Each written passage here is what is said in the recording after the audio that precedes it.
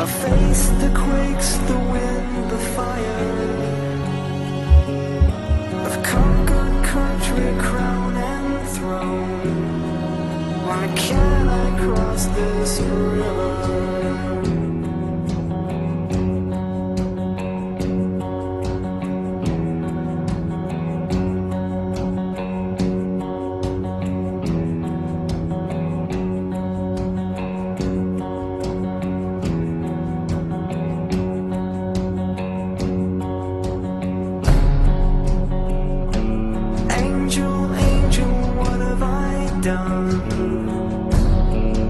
A face that quakes, the wind, the fire.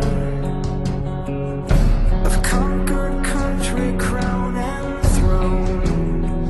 Why can't I cross this river? Pay no mind to the battles you've won. It'll take a lot more than rage and muscle. Open your heart and hands, my son, or you'll never make it over the river. It'll take a lot more than words and guns, a whole lot more than riches and muscle. The hands of the many must join as one, and together we'll cross the river. Take a lot more than words and guns, a whole lot more than riches and muscle. The hands of the many must join as one, and together we'll cross the river. Nature, nurture, heaven. Take a lot more than words and guns, some more falling by a whole lot more than riches and muscle. Conquer every mountain. The hands of the many must join as one, and together we'll cross the river. Brave the forest, brave. It'll take a lot more than words and guns. Brave the icy winds, a whole lot more than riches and muscle. Brave can beat them on. The hands of the many must join as one, and together we'll cross the river.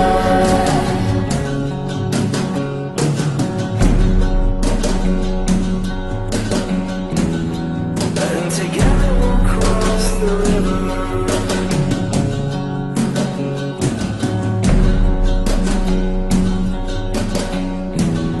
And together we'll cross the river. Nature, nurture, heaven and home. And together we'll cross the river. Nature, nurture, heaven and home. And together we'll cross the river.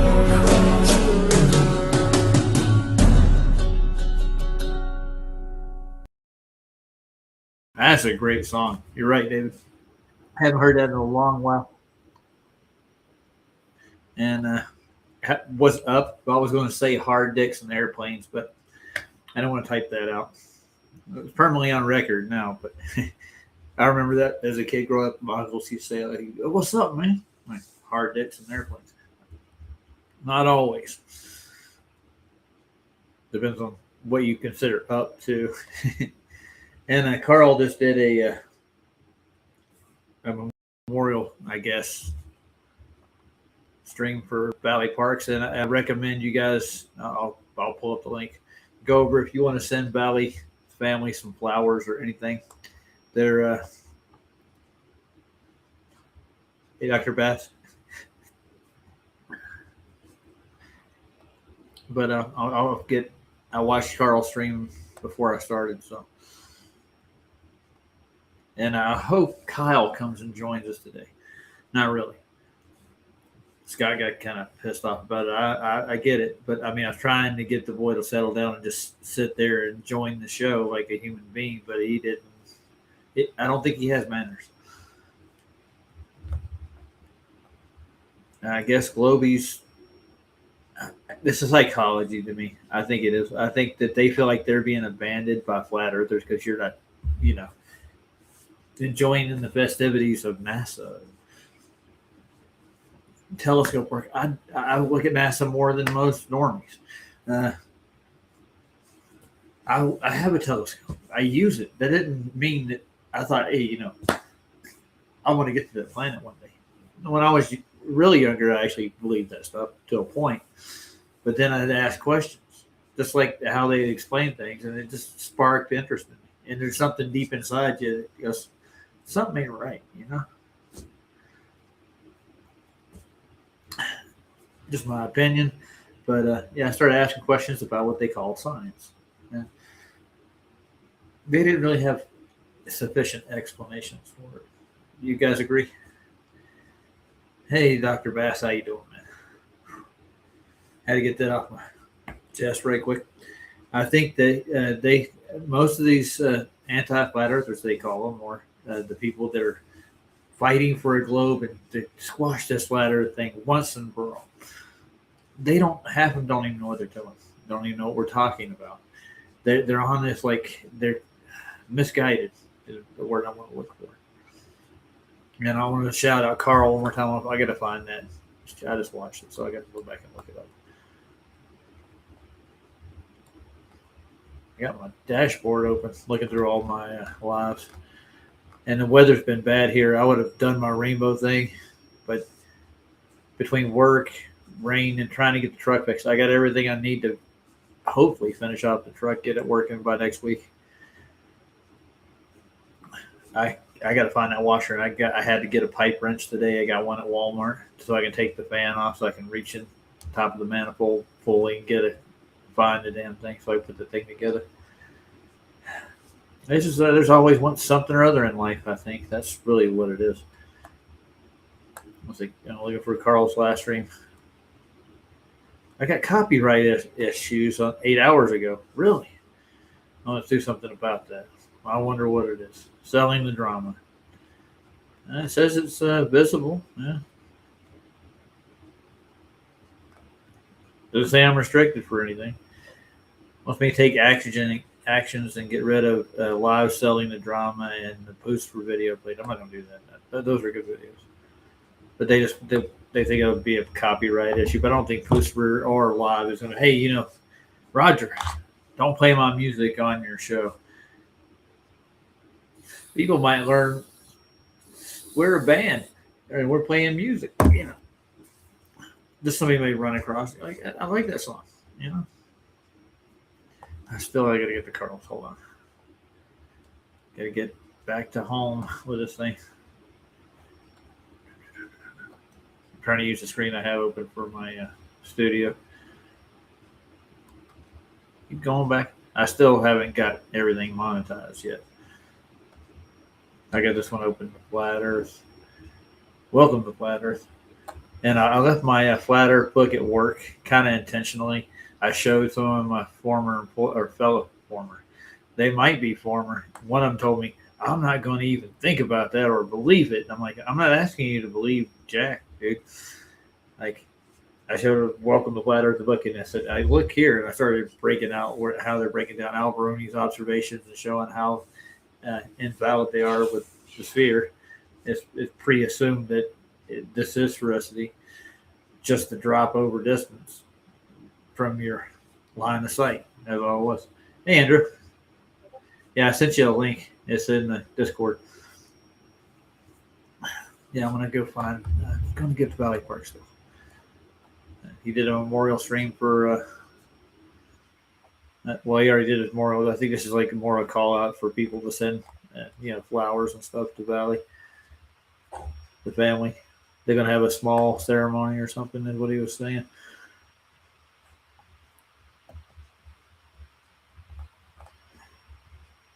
And from everything I've seen Valley Parks do since I've been here, she's a good girl, man. She was steadfast. She didn't let any of this crap get to her. Now, a lot of the people do let this wear on them. I'm getting older every year. There's my history. It ain't quite the same as it used to be. There it is. You want to send flowers to Valley? The address is in the stream. I should open it up and just show it to everybody too, in case you want to write it down. I'm gonna copy this thing and put it in the chat. It's been a long night. We had the busiest day this year so far. They went through by the lunch. They went through 8 solid. I call them briskets. They call them roast beef. It's just a huge brisket-sized chunk of roast beef in gelatin form. They went through 8 of them by lunch or right after lunch. That's been the most I've seen people go through. I got there, they were just slammed. Place was a wreck. But again, when I get there, I take reins over and start cleaning the place up, get it going good, best I can. But we weren't quite as busy as they were. But we stayed steady all night long. But the first 2 hours I was there, I took over at 4, and I was by myself. It was fun. I'm just a cog in the machine. Seems like it. If you'd ask me growing up, would I like to be Arby's employee? The answer would be no. I'll get the address up here. I'll find it. Where you can send Valley Park flowers.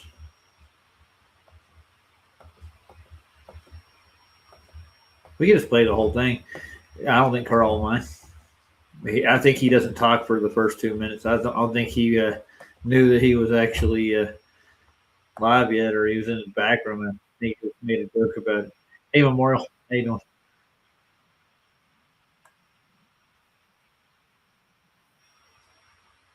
So that's Carl. Okay.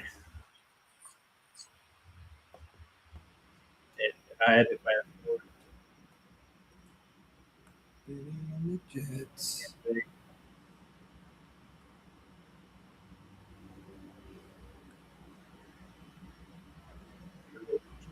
Nobody needs to know there's half few people are there. If you weren't there, now you can't forget it. I'll see if I can send her family some flowers too. But right away, I got a pen right here. I think I was at work when he did the stream too.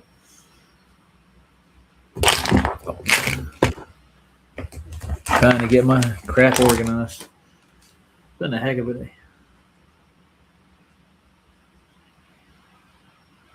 Come on, Carl. Speak, boy. Speak. Illogical.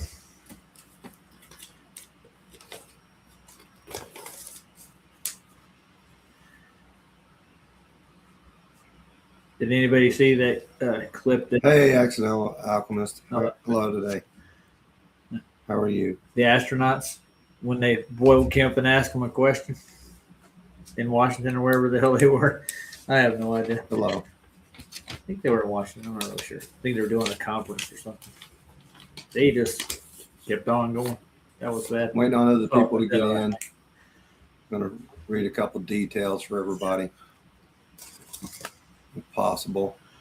For Valley Park, where to send some flowers and stuff. So.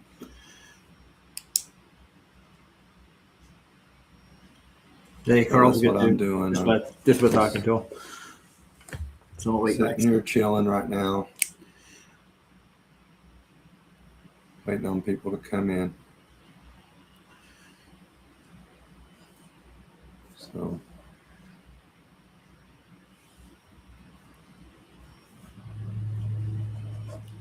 Anyway.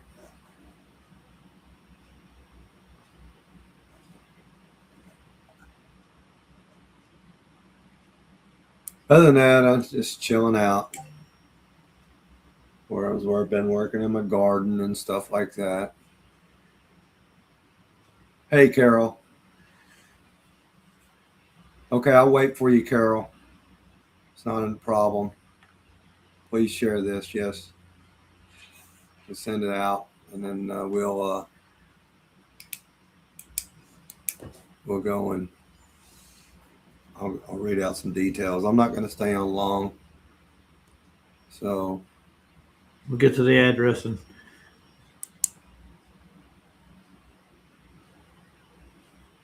it's sobering actually. Think about it. Every time you hear about somebody you know, I've already lost enough of my own. It's going to happen. Anyway, I'm just chilling out.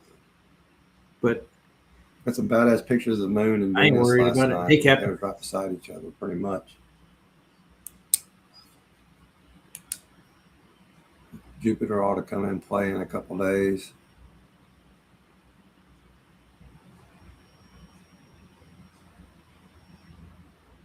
So I'm just chilling.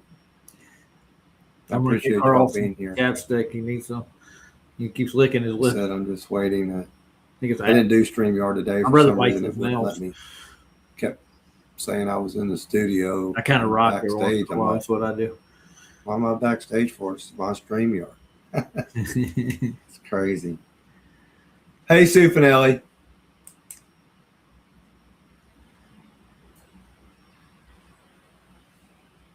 Okay, it won't take me long. Well, anyway, get you a pen and piece of paper, Sue, and I'll read this off for you real quick. What you got there, caveman? Give you a second. I know you can't stay. I guarantee you something to do Anyway, with it's the bird. when everything, any kind of flowers or anything sent to Our Lady of I Perpetual think I've seen this Help. before, Captain. So, Our Lady of Perpetual Help, I got goo on my damn mouth. 11. Hard to move around.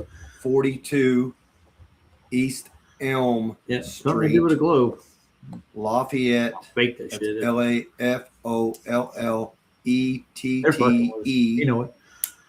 Tennessee 37766. I'll wait till he puts it up on the screen before I write it down. Hey, Flat Sandra. Make sure I get it right. Flat Sandra was there. Everybody's from the boundary over there. I did send Carol. I did send out a notification, said I was going to come on live at 2, but I was a couple minutes behind. Hey, Bill and Tono, you're on break too. Okay. Well, write this down. It's send any kind of flowers or anything to Our Lady of Perpetual Help, 1142 East Elm Street, Lafayette, Tennessee 37766. Hold on a minute, guys. Before he reveals this, I'm just going to get rid of trolls from now on, dude. If you're here to troll my brother's keeper, you aren't your brother's keeper, dude. And your name's not Cain or Abel. Don't come in here playing that game. Come over here trying to like say shit. I was not banned from Nathan Oakley's. I was there earlier today. Pretty simple. So take a message back to your friends. Okay? Don't come over here stirring up shit. There's no reason for the drama. I got enough already. I'm going to put you in timeout for now. I'm going to give you 10 minutes to think about it before you say anything else. Just that simple.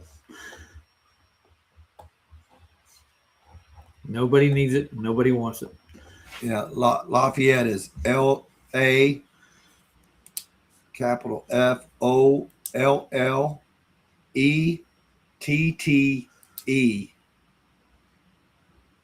and that's Tennessee 37766, 1142 East Elm Street. Our Lady of Perpetual Help.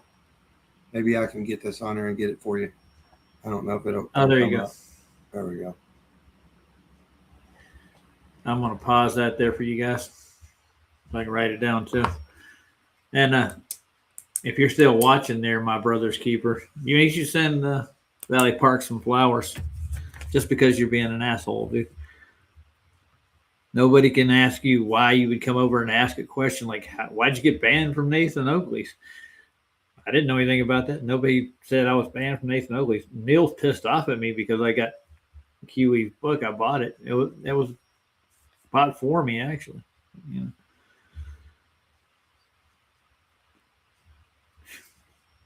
You're just going to sink yourself in that drama.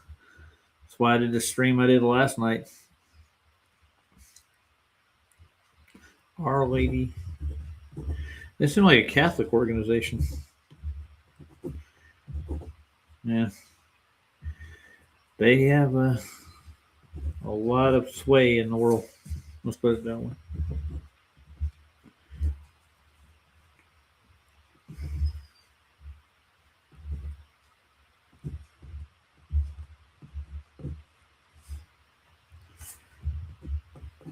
Perpetually helping everybody.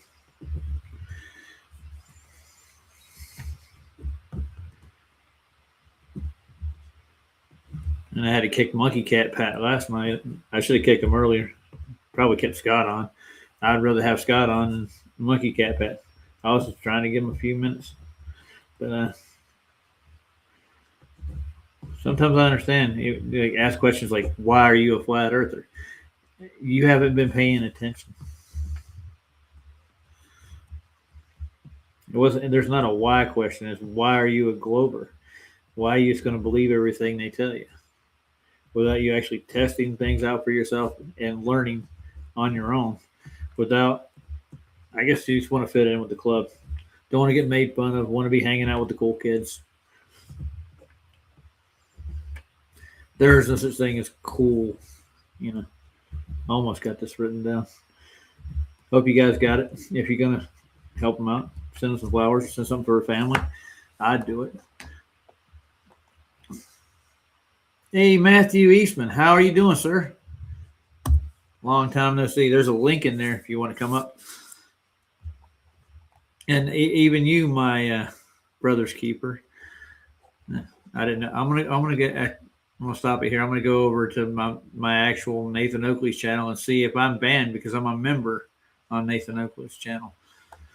So, since you brought that up, if I got banned from Nathan Oakley's, I'm no longer a member of Nathan Oakley. And I'm like, let's see. Nathan Oakley 1980 is the channel that I'm actually a member at.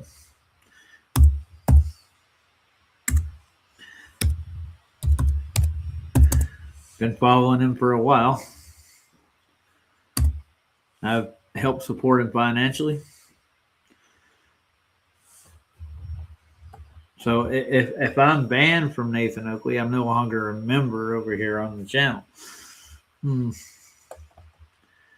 Let's see. Let's go to a stream. I can go to a members only stream. Look at it. Let's see.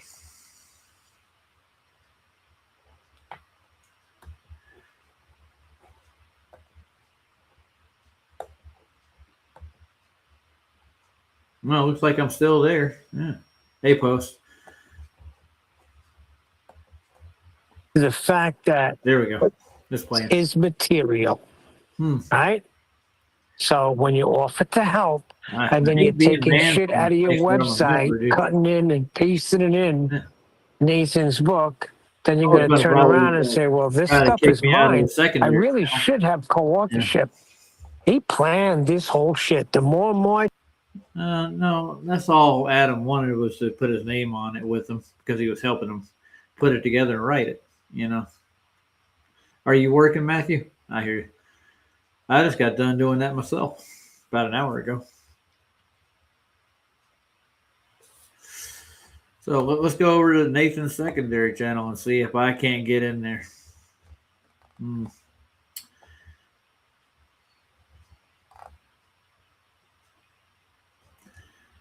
Yeah, I must be banned. I don't know. He's not doing a live right now. As soon as I go on live with Neil, he'll try to use his God mod to kick me out, but I'm a moderator myself, so I can't get kicked out. Let's just go to Nathan Oakley, his Nathan Oakley channel. He's not live right now, so I can't do anything there. Is that 1980? It's 1980. Wrong one. Let's go back. There it is. Okay.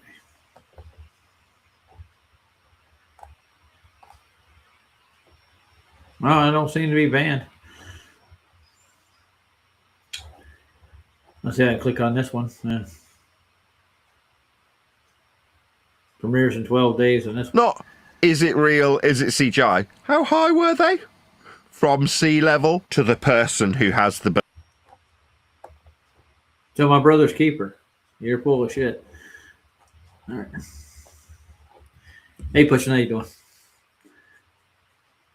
And if you guys get a chance to send Valley Parks to his family something, some flowers or anything, if you can. If not, say prayers for him. That's what I do. I left him a message, told him I'll send him prayers. He's going to go to the service, I think, what it looks like. That's just what I needed. That's a great segue. Just got to put out another song.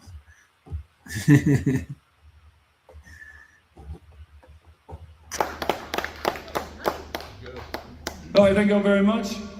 This place has some cool vehicles in it, so we'll dedicate this next song to the vehicles in the room. Shout out, Scott. He's a drummer. That's a new one. To the trucks? Yeah, there's a car behind the truck. Rat rod. There's some kind of a cat. It's a really big cat on top of that truck. That's what I was trying to come up with, a rat. I've heard this song.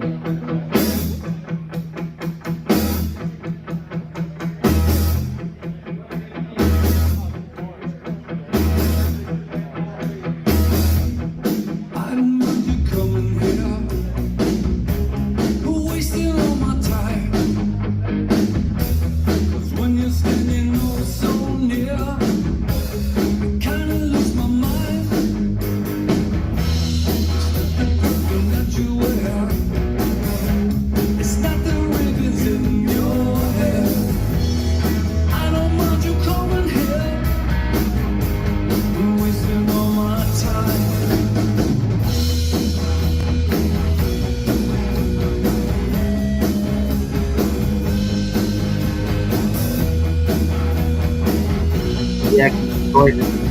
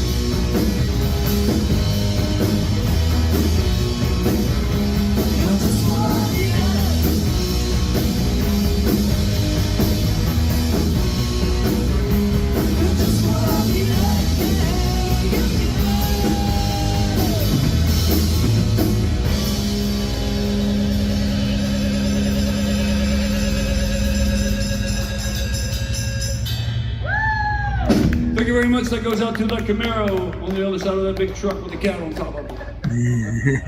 That was funny. That was a nice way out, wasn't it? No, gentlemen and ladies, I was watching things on spiders earlier. For some reason, they think spiders evolved. And they're like, we didn't understand this stuff. Why did they do this? Because spiders are actually created by an intelligent designer, very smart man named God. The Father God, he created everything, and they had their own purposes. But he gave everything a consciousness almost, it seems like. And these spiders seem pretty conscious. They can recognize things and they can react to them. And they actually have like personalities and stuff. And tell me that this happened from a big bang. You're smoking crack. Well, you're not smoking. You're probably smoking fentanyl by now. You're leaning in a ditch over here going, oh, God, I don't know. Why am I even here? I had believed all the bullshit they taught me. It's a wonder some people make it so far. Maybe for the grace of God, that's what I'm thinking. It's not really a salvation issue, whether you know the earth is flat or not. It's just common sense that goes in. The heavens are actually a wonderful place. And staring at them, looking at them, trying to figure out where they're going, what they're doing. There's nothing wrong with that, but you don't worship that. You worship the man who made that shit. That's first and foremost. You know what I'm saying? You get where I'm going with this. Am I making any sense? I'm trying to get back to the history. Pull up this little documentary on these spiders. They're cool. I'm trying to remember the name of these spiders. They're kind of in the huntsman family. The spiders say that, yeah. But this spider actually hunts the spiders that are daring to fly to come in. Some of these spiders eat other spiders. But they did tests with them and stuff. I don't think that we have any right to test on spiders by any means, to admire them, understand how they work, yeah. But like experimenting on creation, that's messed up, I think, personally. Let's see if I can get back to my YouTube. There it is.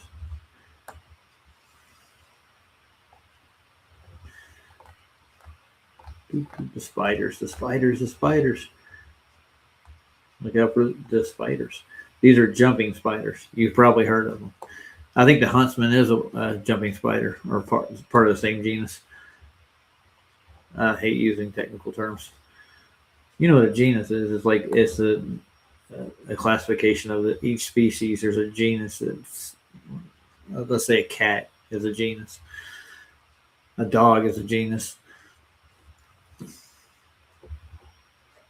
And they were put here for us to a point, I would call them mankind's little helpers. Pretty cool, aren't they? A small spider begins its day asleep, nestled inside its web hammock. At the beginning, and I'll turn it up. Yeah, I'll do my rainbow experiment hopefully at the end of this week. Right now, I'm dealing with rain, almost freezing conditions constantly. No sunlight I can play with. This girl gets into the evolution of it. And especially the eyes. I don't know why they go to the eyes, because Darwin could never square that circle at all. Can you imagine it? Ears and eyes. How did they evolve? What caused them to evolve? And how about this? This thing almost seems like it has a consciousness and a personality to go on it, but it doesn't have speech. But they're pretty cool. We'll see how long this thing is. We got about 30 minutes worth of shit here, don't we? Yeah, almost 40. Oh, Andrew's here. Can you imagine it? Ears and eyes. How did they evolve? What caused them to evolve? Kill the YouTube, Andrew. I can hear me. There's no speech. But they're pretty cool. You're on a delay, aren't you? We got about 30 minutes. Oh, we'll let him catch up. Andrew, testing 1, 2. Mic check. How did the kill the YouTube, Andy? I can hear me. There he goes. He got it. Yeah, I gotta figure out my audio settings real quick here. Yeah. Things got changed around. You got a nice echo chamber over there. I can hear. It's kind of like my room now because a lot of the things that were baffling my room, I need to soundproof it a little better. I have a nice little desk and a library over here. I'm gonna eventually put my computer in, and I'm gonna put some baffling over there. That way, it doesn't reverberate off the walls like it's doing now. Make the mic sound a lot better. And I still got to get my other microphone set up when I get a chance.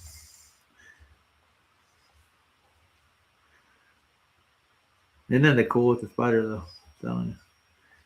I see 1, 2, 3, 4 eyes there. Testing. 1, 2. Yeah. Pass the Every mic. time I do an update on my computer, things change. Yeah. It always messes with the audio settings. But Oh, you did call Valley Parks, Yeah. Valerie. You called her a him a couple times, just to clarify. I don't think I was talking about Carl when She I is a said woman. Yeah, I know Valley's a woman. Yes, well aware of that. I thought I Now what called the fuck? her. I can't hear you. Yeah. Oh, Can you hear me? I just had to like kick a deplorable. He was coming back in here, and it challenged me to the same thing I've already disputed with somebody else, Jesse Patholite, the same observation too. So, I don't know. I don't want to keep doing the same thing over and over again and explaining it all.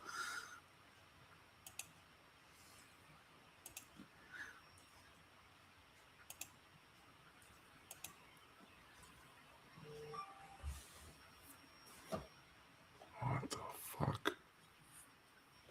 Are you all right there, Andrew?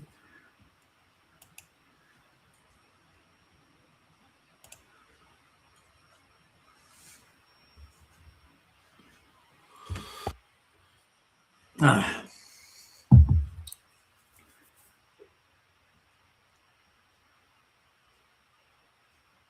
What kind of update did you do?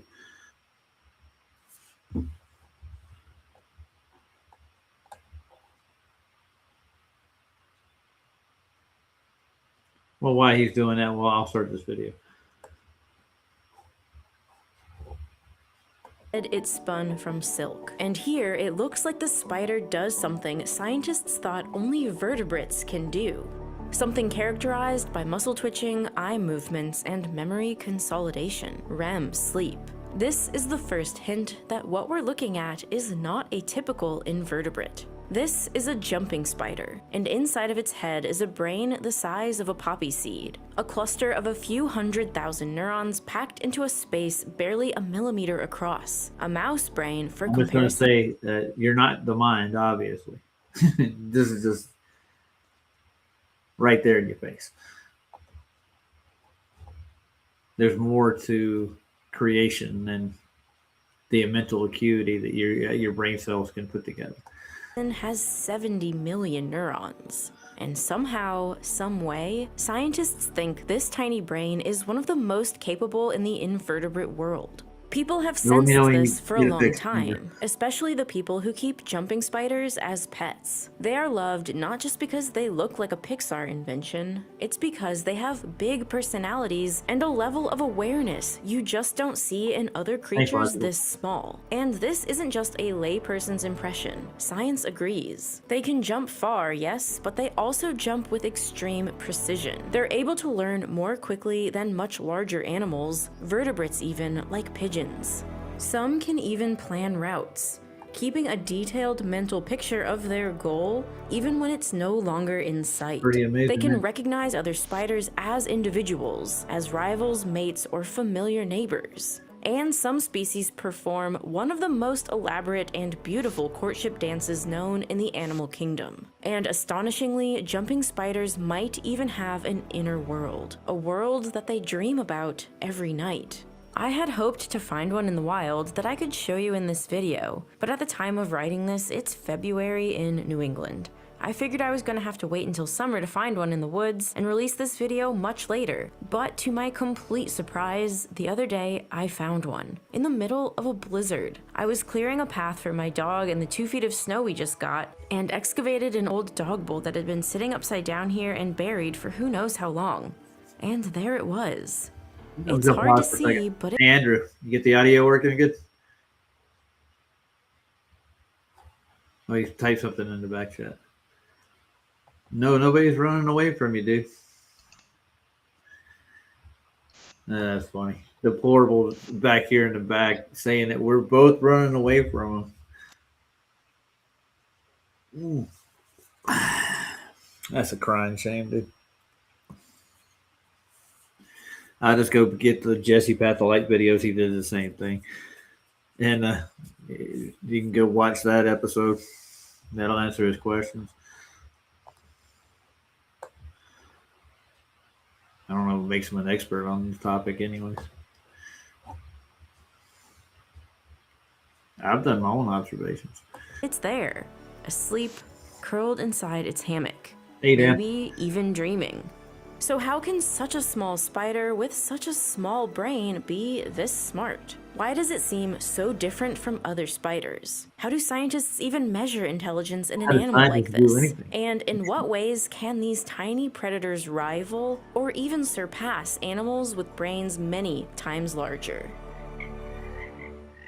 Hope they had to throw the biosphere in there. I got a positive Of the one. 50,000 known species of spiders, jumping spiders make up about 6,000 species. They're small, hairy spiders with compact bodies and short, sturdy legs, and are found on every continent except Antarctica. And even within this group, there is a huge amount of diversity. Some, like... Did I hear that right? That there's a continent called Antarctica. Okay. Portia spiders are relatively large and feed on other spiders. Other jumping spiders are smaller. Some are cuter, some less cute. Some even mimic other dangerous things like ants or scorpions. Some have colors so vibrant it's hard to believe. Others camouflage remarkably well. The largest species, aptly called the giant jumping spider. Literally, I've had the same observation he brought to me. And I explained it myself. It's not hard to do. It took 3 shows to just literally break it all down, figure out what's actually going on with what his observation was over a lake. Yeah. And he had a different lake, but the same exact notion, sphericity over a short distance. Yeah.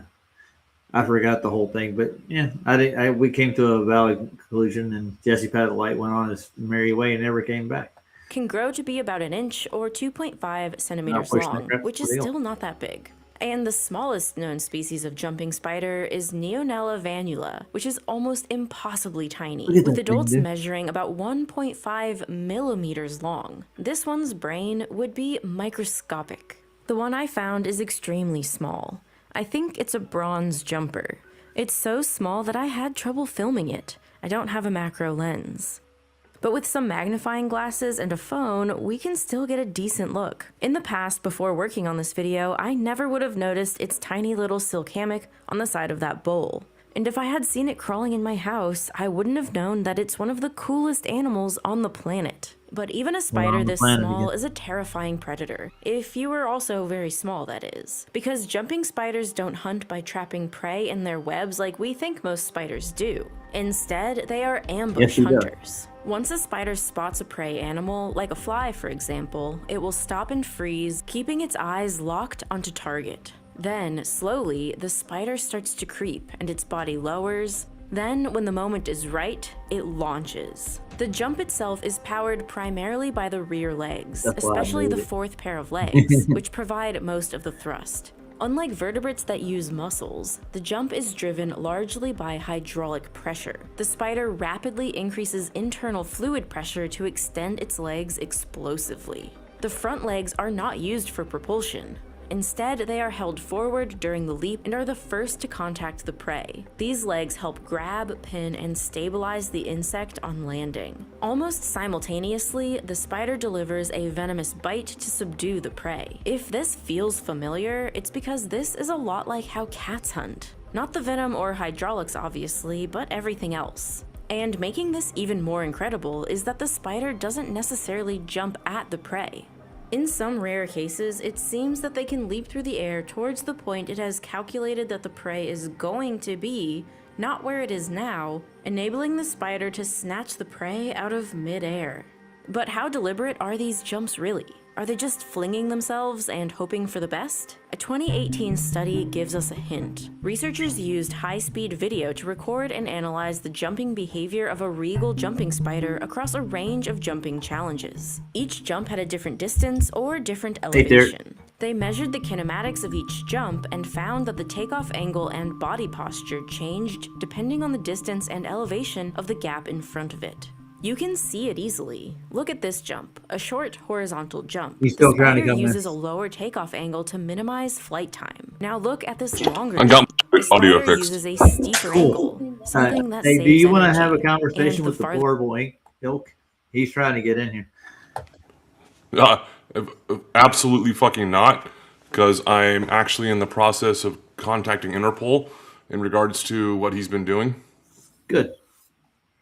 Yeah, I want to see him in handcuffs, and he deserves to be. Good. I'm copyrighting my channel, and I'm going to strike everything he's put on his channel with my work. He didn't even talk over it. He just trimmed out clips and plays them over and over again. I'm also going to be I have his email now as well, which Good. I'm going to dox the living shit out of him since he did it to me. And even He though he did? tries to I hide didn't his know identity, too late, bitch. Well, there you go, dude. You're banned permanently from this channel. No, don't come after people like that, dude. You told me you didn't agree with that on my channel, on my stream when I let you on. You didn't. He thinks I'm not an electrician. Like, I've been doing this for 25 years. Like, why would I lie about that? Andrew, yeah. I've known you for almost, 6 months now.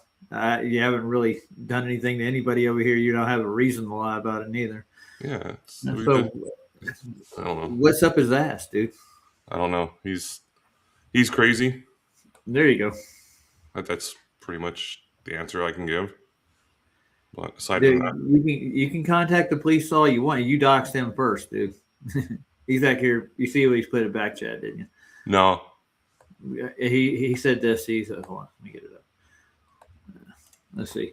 I wasn't coming in to speak with you. I want to speak to Andrew. He has publicly embarrassed me. So both of you are running away from me. I'm not running away from you, dude. Not at all. I looked at the channel you built on my work. Literally. Yeah, you're just trimming out like just little clips of me and Ryan having a conversation and putting up there and trying to psychoanalyze me in front of the whole public. Like, we're just really talking on my channel, and you're trying to make me look like I'm like stupid or suicidal and all kinds of other things in those clips. Why would I want to talk to you? I don't know, dude. And then you doxed Andrew, probably on Discord, right? That's just not right, dude.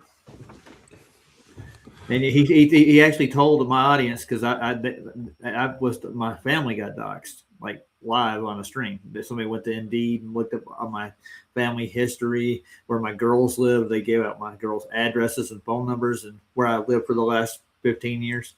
We were having this conversation. It's like, I don't endorse anything like that at all. I would never dox anybody. And now you're over here listening to me. Yeah. It's just weird when people actually take the effort to find out where I work.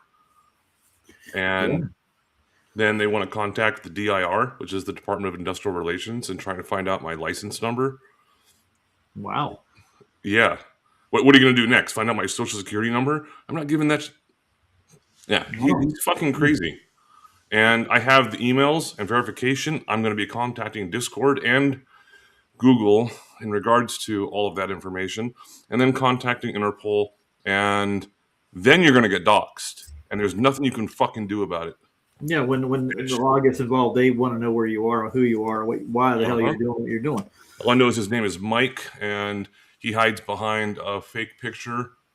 He's never been on camera as far as I know. Yeah, I was on camera earlier. Well, saying hi to everybody. Yeah, me. I was. Yeah. No. The other guy. Yeah, him. Yeah, just me. Oh yeah. I'm on camera all the time. I'm still a mess from work, man. There you are, Andrew. My living room is a mess right now because in the process of remodeling everything. So my carpet's ripped out. And yeah, I see the shop vac over there in the corner. Yeah. So it's a complete catastrophe at the moment. But. Yeah, dude, you want to declare war on somebody? This is the wrong place to do it. And I have an appointment to copyright my channel. I'm going to the copyright office to file the paperwork. So I'm going to, protect my streams and the intellectual property that they are. That way people can't slander me in public like that. Just saying. And this is just a message to you, dude, as a person, man to man. Don't do stuff like this. It's stupid. It really, literally is dumb. We don't do that to anybody over there. We don't go after your personal life. So here's what happened with him as well. I have everything recorded, as well as the email that was sent. Nice. That's smart. I'm glad you're up on it there, Andrew. And supposedly I got banned from Nathan Oakley's, although I went over to the channel and I'm still a member and they're not doing a live, so I can't go in the chat, but I'm pretty sure if I'm a member, I'm still in chat. Neil may try to ban me from the secondary channel because I actually started reading QE's book, but I'm not really endorsing QE's book. I'm not saying that they didn't use the same material too in the book, but they got the housekeeping questions from Nathan's channel in there. I saw that much so far. I haven't read but the first chapter now. I didn't make him write it.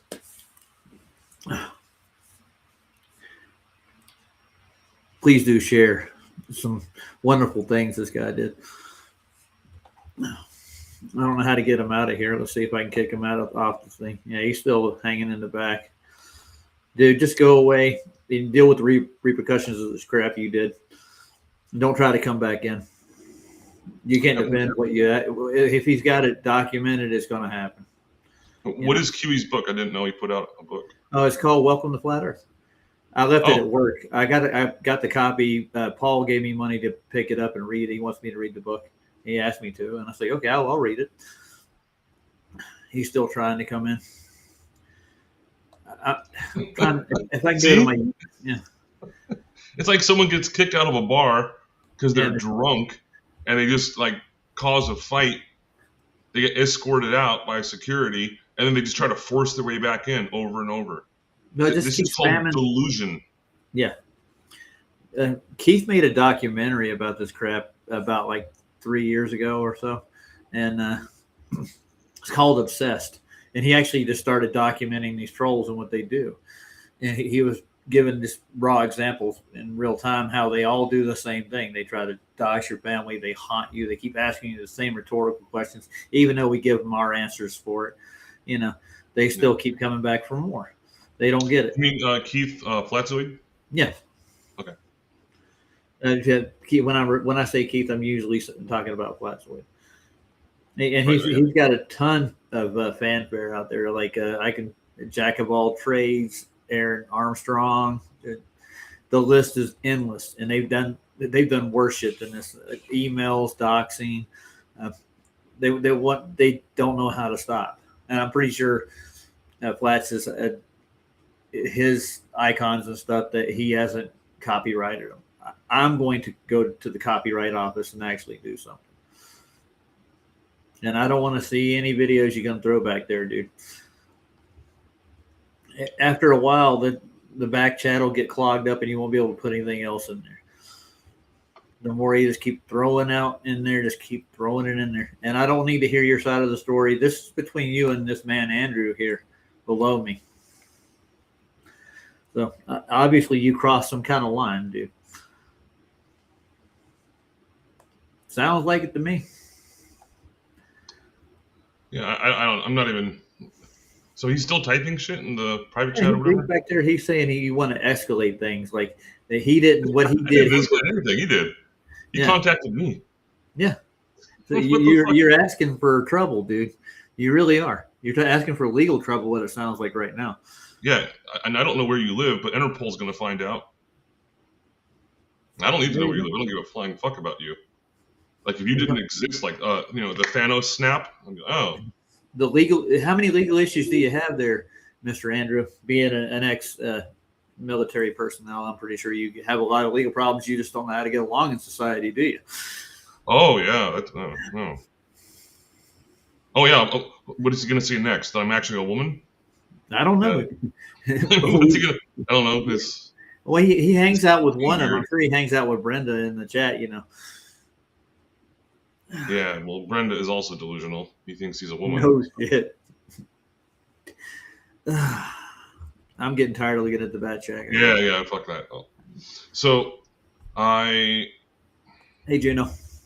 Yeah, we had an unfortunate passing away of Valley Parks. Yes.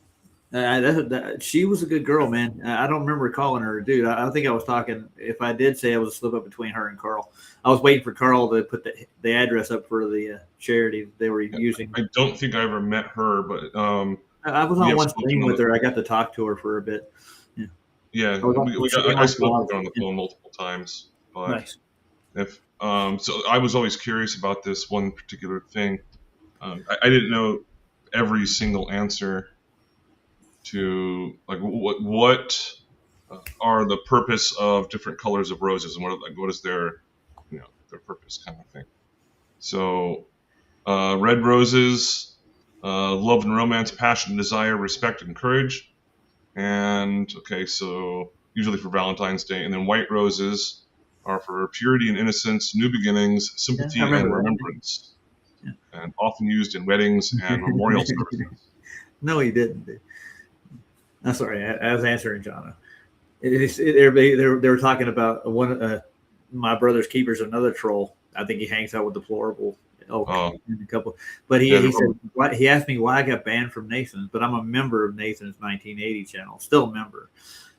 Neil's pissed off at me. I'm pretty sure he's going to try to ban me because I'm not a mod in Nathan's regular channel, but I'm a mod in Nathan's 1980 channel. So he's not going to be able to ban me. Nathan takes away my moderator's rents, then he will. I'm not going to worry about it. I haven't done anything worth being banned for it. Anyways, go ahead. Yeah, it's weird how people. I'm not really sure if this is the right word, but pathological. I think is it could be. I mean, I could see that being a classification, like a pathological narcissist. Yeah, but not just that, stalkers. Yeah, I had Monkey Cat Pat on. He came in. He tried to sneak in the room again. We indulged him for a bit. I think I indulged too long. Pissed Scott off. Scott left, but I eventually kicked him, and he's in there telling me what to do among strings. He doesn't know anything about any parts of these arguments at all. He's just following Red's rhetoric and all this guys over at Drunk Debunk. He wants to be their friend. So, yeah. I've actually spoken with Red on Discord. He's pretty cordial. Yeah, he is. But once you get into the nuance of astronomy and the spherical Earth, he becomes a complete asshole. Yes. Yeah, the arrogance and whatever kicks in. But I was just going to go over the roses thing only because for Valerie, I think white roses are the ones. So sympathy and remembrance. Pink roses have nothing to do with it. Yellow roses is friendship and joy, cheerfulness, caring and support. And then orange roses, enthusiasm and energy. No context for that one, really. And then I didn't even know there was all these different colors of roses. Yeah, there are. I think they've been interbreeding the genus till they get a crossbred that makes a color. They do the same with tulips too. The Dutch have been doing that for centuries. And then black roses, I heard about that. But farewell or endings, rebirth, a major change, mystery or rebellion. True black roses do not naturally exist. Most are very dark, red or purple varieties. And then, holy shit, there's still more colors. Holy fuck.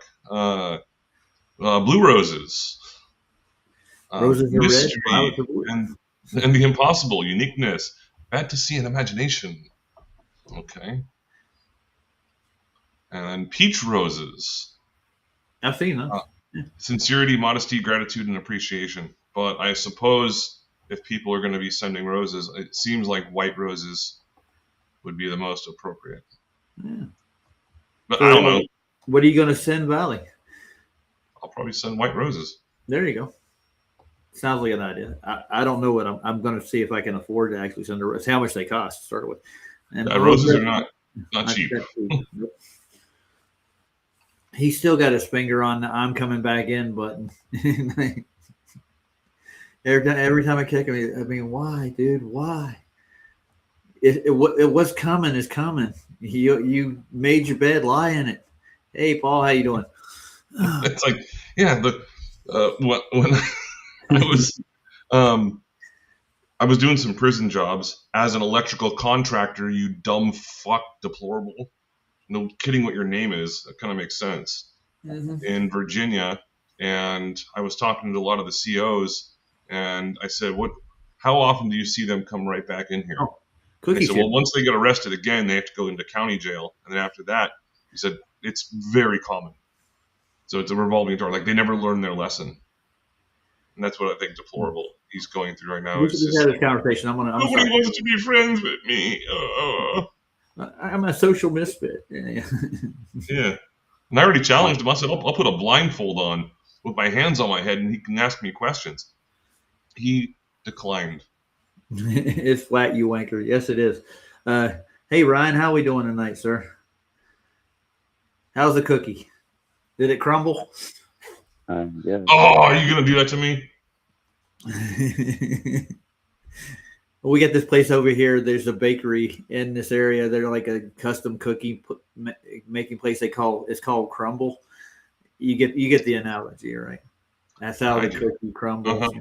So they have designer cookies with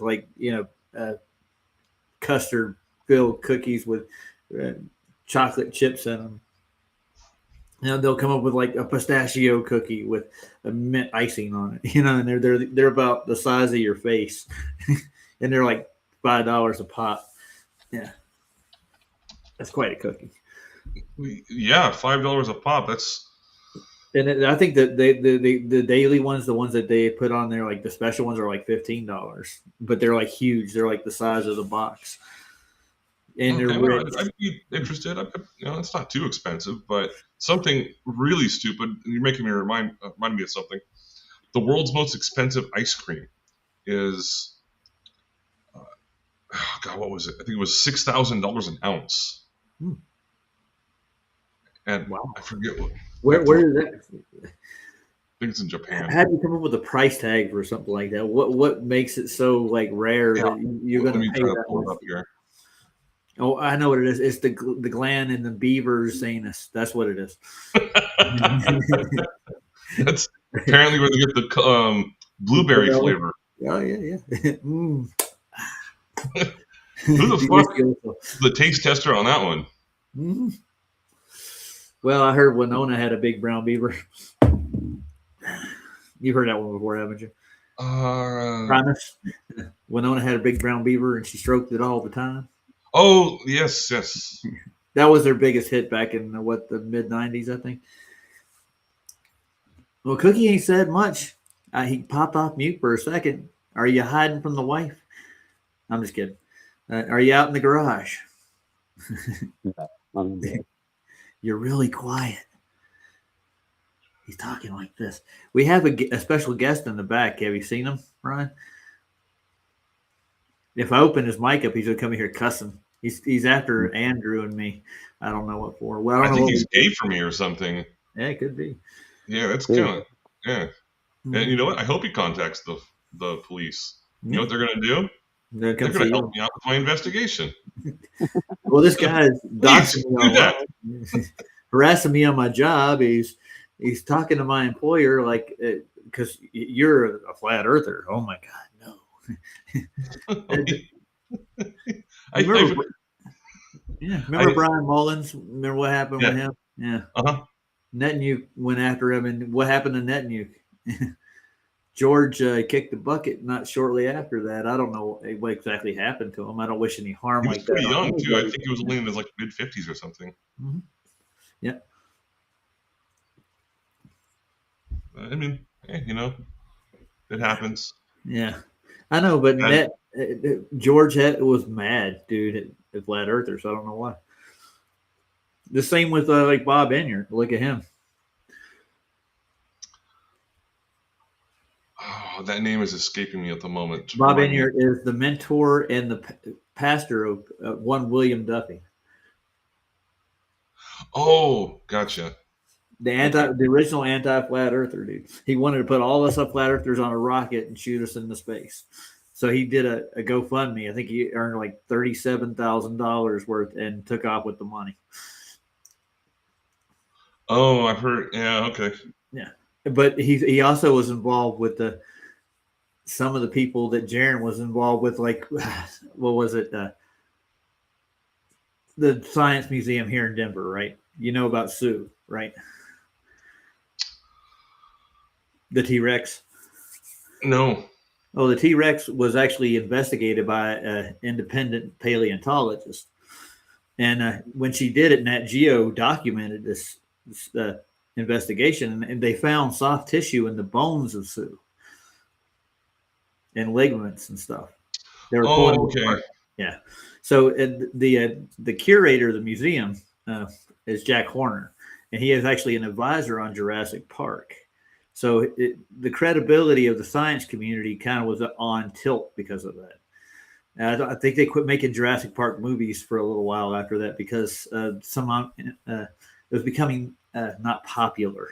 Dinosaurs, are they real? I don't know. Good question. Let's investigate. Oh, you can't investigate. Oh, we'll investigate a little bit, and we'll shut down the process and find out if all these fossil records you supposedly have on that prove evolution and warrant you teaching them in a public school system to children is valid or not. So it's on the shelf for a while, you might say, because they found that that's kind of odd, So, I mean, Jack Horner was involved with the same people and John Renee Ramsey somehow got brought up into the subject too. And the people that were supposedly accused of a murder or something. Yeah, I don't know how that would be related. I don't know, but it's all in the same group over here in the Denver area. I'm just like, where do they come from? I've literally ran into people who actually are staunch evolutionists and believe that all the dinosaur bones are real here in Denver. It's like a cult kind of thing. It's weird. And there's a whole bunch of space heads who actually think they're going to go to Jupiter one day or to Mars and land on these planets, and they worship this stuff. It's like they literally, it's their life. I run into them in public all day. Yeah, I don't have an exact quote that I've come up with on my own. Or anyone else for that matter, but I'll have to work on the exact quote. But when it comes to fraud and trickery, what I've found out is that if you can fool someone, then if someone can figure out how to fool you and manipulating your mind, then they're going to do it, and they're going to get away with it. And I've become very, very proficient in like card magic over the years. Nice. And also other kinds of magic tricks and stuff. And it's easy to show exactly how easy it is to fool people. And the whole Mark Twain quote, it's easier to fool someone than to convince them they've been fooled. But when I actually show someone a card trick and then I can show them how it works and they still don't understand it, they think I'm a fucking wizard or something. Are you? Maybe. You're Chris Angel, dude. I went to Hogwarts. I got I got my master's degree from Hogwarts. Yeah. Well, I think Ryan got his from Sesame Street. Cookie. Wait, who's Ryan? Yeah. Cookie Monster. Yeah. The guy down here below you. He's in here now. He's really quiet. Yeah. Ryan Oh, Sargent. I'm sorry, I'm not looking at that right now at the moment. Yeah, you're Chris Angel, and you're going to go. Or what's the other guy? David Blaine. You've seen a guy go around, and he'll mesmerize his audience within like 5 seconds. Dude, he gets them like hooked. Ding. Oh yeah, David Blaine. I can show you about 20 of his magic tricks on how to do it. Nice. My cousin's really into that stuff. He used to he had this one trick where he used magnets to do it. He didn't tell me, but I kind of figured it out. He could untie his shoe, and then he'll jiggle his shoe up and down like 2 or 3 times, and it will tie itself. He'll turn it around like, look, the shoe's tied now. He doesn't touch it. Oh yeah, rope magic. That's more difficult. Yeah. Rubber band, rope magic, card magic is the hardest. It's the most difficult. Then there was another one I was thinking of, not just the illusion, but the sleight of hand is the number one used part of magic, right? Yeah, sleight of hand and misdirection. Yes. Yeah. And then also using gimmicks, meaning like you take a deck of cards and you have only aces in it, and you're like, okay, pick a card, any card. And an ace That's is called the gimmick. Voila. Yeah. So I'm not sure how my lighting is right now, but I here's one. heard a statement one time: magic only exists one place and one place only. You know where that is, right? In your mind. No, it's entertaining. I do like a good magic trick, like making the Statue of Liberty disappear using a set of mirrors angled properly, and birds. Camera, you know.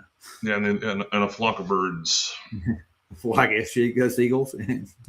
Yeah, but when it comes to, here's a really easy one, just for the time being. So I'm not sure if my lighting is very good right now, but I can take a deck of cards and I can say, okay, ignoring the ace of spades, which is on the bottom. Okay, and I say, okay, I'm going to do this. I'm going to pull it like that, but I want you to look at one card, right? That was too fast. And by the way, this is a David Blaine magic trick. It's very easy to learn. Okay. But then I say, okay. Yeah. But now what I'm going to do is I'm going to take out. Oh, wow. That's ironic. That was actually the card I was looking for. Oops. Sorry to it. No, it's fine. It's you'll see. So what I did is I took a couple of cards here, and I'm having them sticking out of the bottom. Yeah, that's all I was thinking. What it's doing is it's creating a gap right here. Or you can just take them and cut them in half. Doesn't matter if you want to ruin your deck. So now it's got this little gap right there. And then if I do it kind of like this, ignoring the ace of spades, and then like tell me which one that you notice, you're going to see the queen of spades. Because it was the one that paused for the quickest amount of time. I got you. So your focus is on that moment. Yep. Bingo. Yeah. That's pretty it's a really easy one to do. And it fools everybody every single time. Only because you're like, okay, well, just watch David Blaine do it. He does way better than me. The only thing about David Blaine that freaks me out, along with other magicians, is when they eat glass. Yeah. Because that's not a magic trick. They're actually eating glass. I know people who do it, man. There's a few kids back in the Carolinas where I were at that would try stuff like that. Yeah. You get a stomach for it, I guess, or an esophagus for it. No. According to Penn and Teller and David Blaine, they say that once you take the glass, if you chew it up enough, it becomes so granular to the point where you can actually digest it. And no sharp edges on it. And your intestines and everything else. I don't think I think you'll pass that stuff out. I'm pretty sure that feels good going out the other side. Kind of gritty. Yeah. Anyways. Yeah. This guy's still typing in the back too, isn't he? I have my clips. You're running away. I will email Andrew later. Okay, he's gone now. Now my back chat's just cluttered with crap. Yeah. Yeah, Well, he can still join in and listen, right? But he can't like. No, yeah, he can't. I'm not going to let him in. He's banned. No, I mean like onto the YouTube channel thingy. Yeah, he can listen to it if he wants to, but okay. he can't type in chat, and that's the one thing he can't do. He crossed that line a while back, and I've been gracious enough to let him on, and he pitched PJ off in about 30 seconds. It didn't take long. PJ's got a short fuse when it comes to this stuff. Yeah, I believe PJ, I won't let them get my goat like that. I'll take them down their road with their argument, and I'll point out the flaws in their logic. It's not hard to do.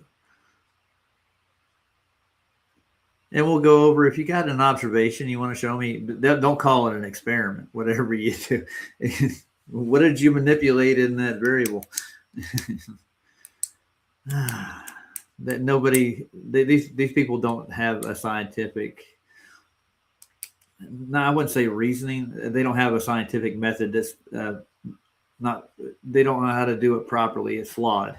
Matter of fact, they'll take anything they can get, and they'll use several different variables to get to one cause. If they do actually get to a cause, but if they can't, they'll trace it. They take them hundreds of years, like gravity, like the general theory of gravity that Newton had. He didn't prove it while he was alive. Cavendish doesn't even prove it. Matter of fact, Cavendish wasn't looking for a gravitational constant. He was looking for the mean density of the Earth, but they were assuming it was a sphere floating in a vacuum. By calculating the density of the Earth, they would try to use Newton's gravitational constant to actually show how orbits work. And then there's been several physicists after that, even way after they died. And there were a couple observations they made in the Highlands in Scotland that a mountain supposedly finally proved it's a real thing. Gravity is an actual force. And it's janky to say the least, but they used 2 observatories they built on the side of this mountain too. Yeah, it even in the results, there's a constant to a point, but there's other principles that are involved in the physics of what the plumb lines they were hanging out there. They were trying to get find the gravitational pull of this symmetrical mountain, and they think they finally did. I would for it's nuts, dude. Yeah, I did 3 shows on it. We actually looked into the actual experiment itself, or if you want to call it an experiment, and they were assuming sphericity too, and that's why they say they had diverging zeniths from plumb lines. You don't get diverging zeniths from plumb lines. You ever hung one? Yeah. Mm-hmm. They're not used so much anymore now that we have lasers, but yeah, you can get a straight line without it. Yeah, but you have to level your tool out in that process, don't you? Yes, but a lot of them are auto leveling. That's pretty. You have to have a plane of reference, don't you? Yes. Yeah, that's pretty damn simple. I mean, end of the discussion. Well, thank you for playing. It's just, can we get into the nuance of where that star is and how we measure it from the center of the Earth in our mathematical equation with sphericity already built in it? What's the radius supposed to be again? 39. 59. 63, I think, is actually what they went with last time I checked on it. Yeah, they keep changing it. It varies. You know, it's an oblate spheroid that's really wide at the bottom. Which way is the wind blowing? Oh, that's the radius. Well, they pre-assume that radius due to scaling Venus to the sun. That's where they got the radius of what they think the Earth is. But they supposedly have measured the mean density of the Earth too. I don't know how they did that. That's pretty amazing. Add it all up, it's bullshit. They're really grasping at straws. It took them, I think it was like 150, 200 years after Newton passed away before they finally got this perfect mountain, and they did the test they wanted to do with their plumb lines and their observatories. And they actually used I can't remember what they called it. They built a special device so they could actually track the diverging zeniths of the stars. Yeah, I know. Well, they're still measuring from this presupposed sphere with that radius value. You're not talking about a theodolite, are you? Yeah, it's kind of like a satellite, but it had some extra to it too. Yeah. But they're looking at the sky trying to measure the ground. It's pretty funny. Pop quiz. What is the name of the largest telescope on Earth and who owns it? Is it Lucifer? It is Lucifer. But who owns Is it owned by the Vatican Church, sir? Wow, very good. I would have never guessed. Well, you did. You got it right. I've never looked into the topic. Please go reiterate some more. I've never seen an actual photograph from Lucifer. Yeah, it's a radio telescope, so it's not like a typical type of lens telescope. Nope. There's another one that's down in Argentina, I think. Argentina. Yeah, it's like don't cry for me. Yeah. It's just a radio telescope, and they say that those are the ones that are shooting radio waves and stuff like that. I'm bouncing off solid objects. Yeah. Mm-hmm. And they cost so many millions or billions of dollars to give us pointless information. Yeah, that's what I was thinking too. I think they use a lot of like the observatory. I actually serviced one over in Flagstaff. We actually did service work out at the Naval Observatory. That's where they triangulate all the missiles that I think we have. The big ones, the ICBMs. That's where yeah. They don't let me in. They wouldn't let me in all the buildings, but they had quarters and stuff that we had to clean where the scientists would actually go out and do their observations or their data crunching, basically. And I saw what they were using. They're punching numbers, dude, basically. Send a radar wave up into the sky and hope you get a bounce back. And they calculate all their numbers into something, and that's how that works. It's not really, and I think they use computers for most of that shit. So it's not like they're pointing a telescope at the sky at this observatory. They do have a small little actual telescope off to, I think, to the southwest of the actual naval facility where they had actual what do you call them? Cosmologists would go out there and look at the stars every once in a while, but they had birds. Yeah. Or sky observers, astrophotographers. Yeah.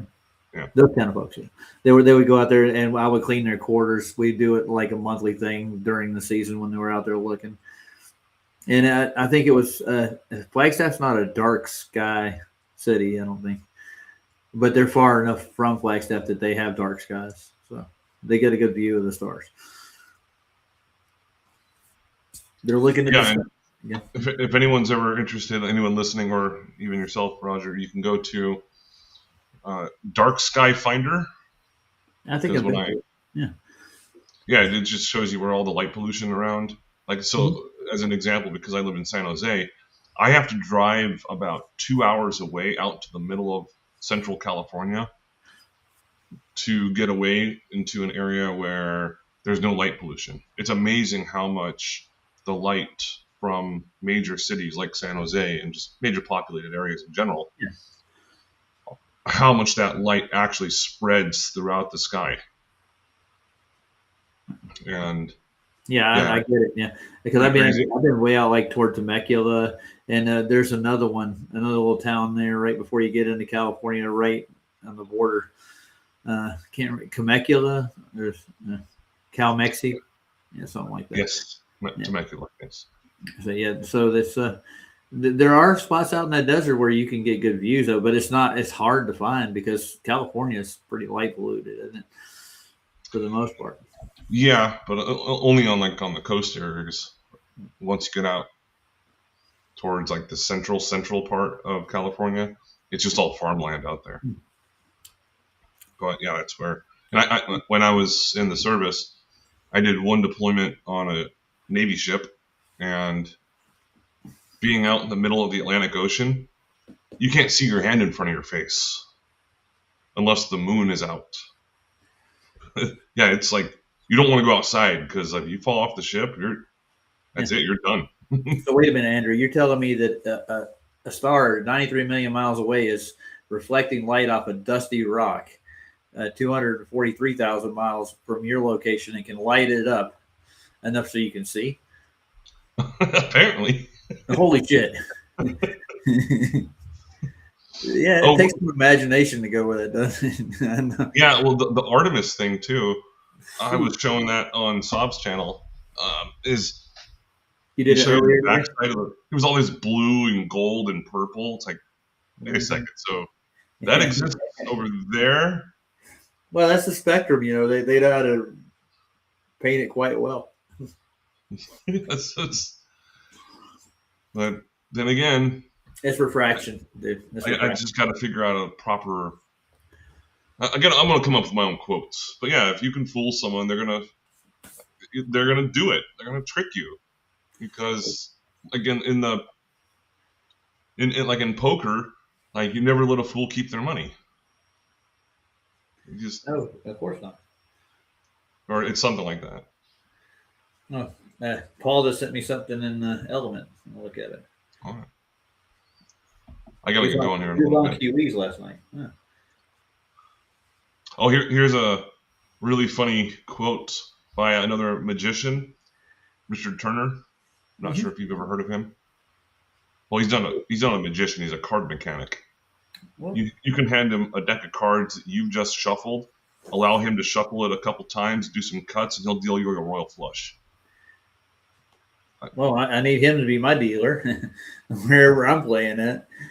Well, he's not. I mean, he's widely known. He has books he's written. There's documentaries and movies made about him, and he's blind. Yeah. So there's a really famous quote that I heard him say once. Mm-hmm. I think he called it the Gambler's Creed, or the Gambler's Prayer. Oh Lord, please let me break even. I sure could use the money. Hallelujah. All right, yeah, man, Paul, I watched you on PJ's earlier. He actually was explaining how FED worked and how the panel put together like the housekeeping questions, and how I think Brian's Logic was actually responsible for the pitch data they got. And it's a collective. So basically they're fighting over the book rights, but I mean, the intellectual content of it is everybody's on the panel. That's what he was trying to explain. And I agree with him. It should be contracts drawn up if they were going to write a book and help with it. They should have had a fair share. And that would be, I think, the Christian thing to do if you think about it. You know, if you've been on a panel for, let's say, about half a decade or a little more, and you have contributed to the content of that channel, you should be entitled to some of the intellectual property, you know, and you should be at least acknowledged in that fact, instead of like just one person hogging the whole thing. That's just my personal opinion. I'm not in the law in that regards, but you know, that's what the issue really boils down to.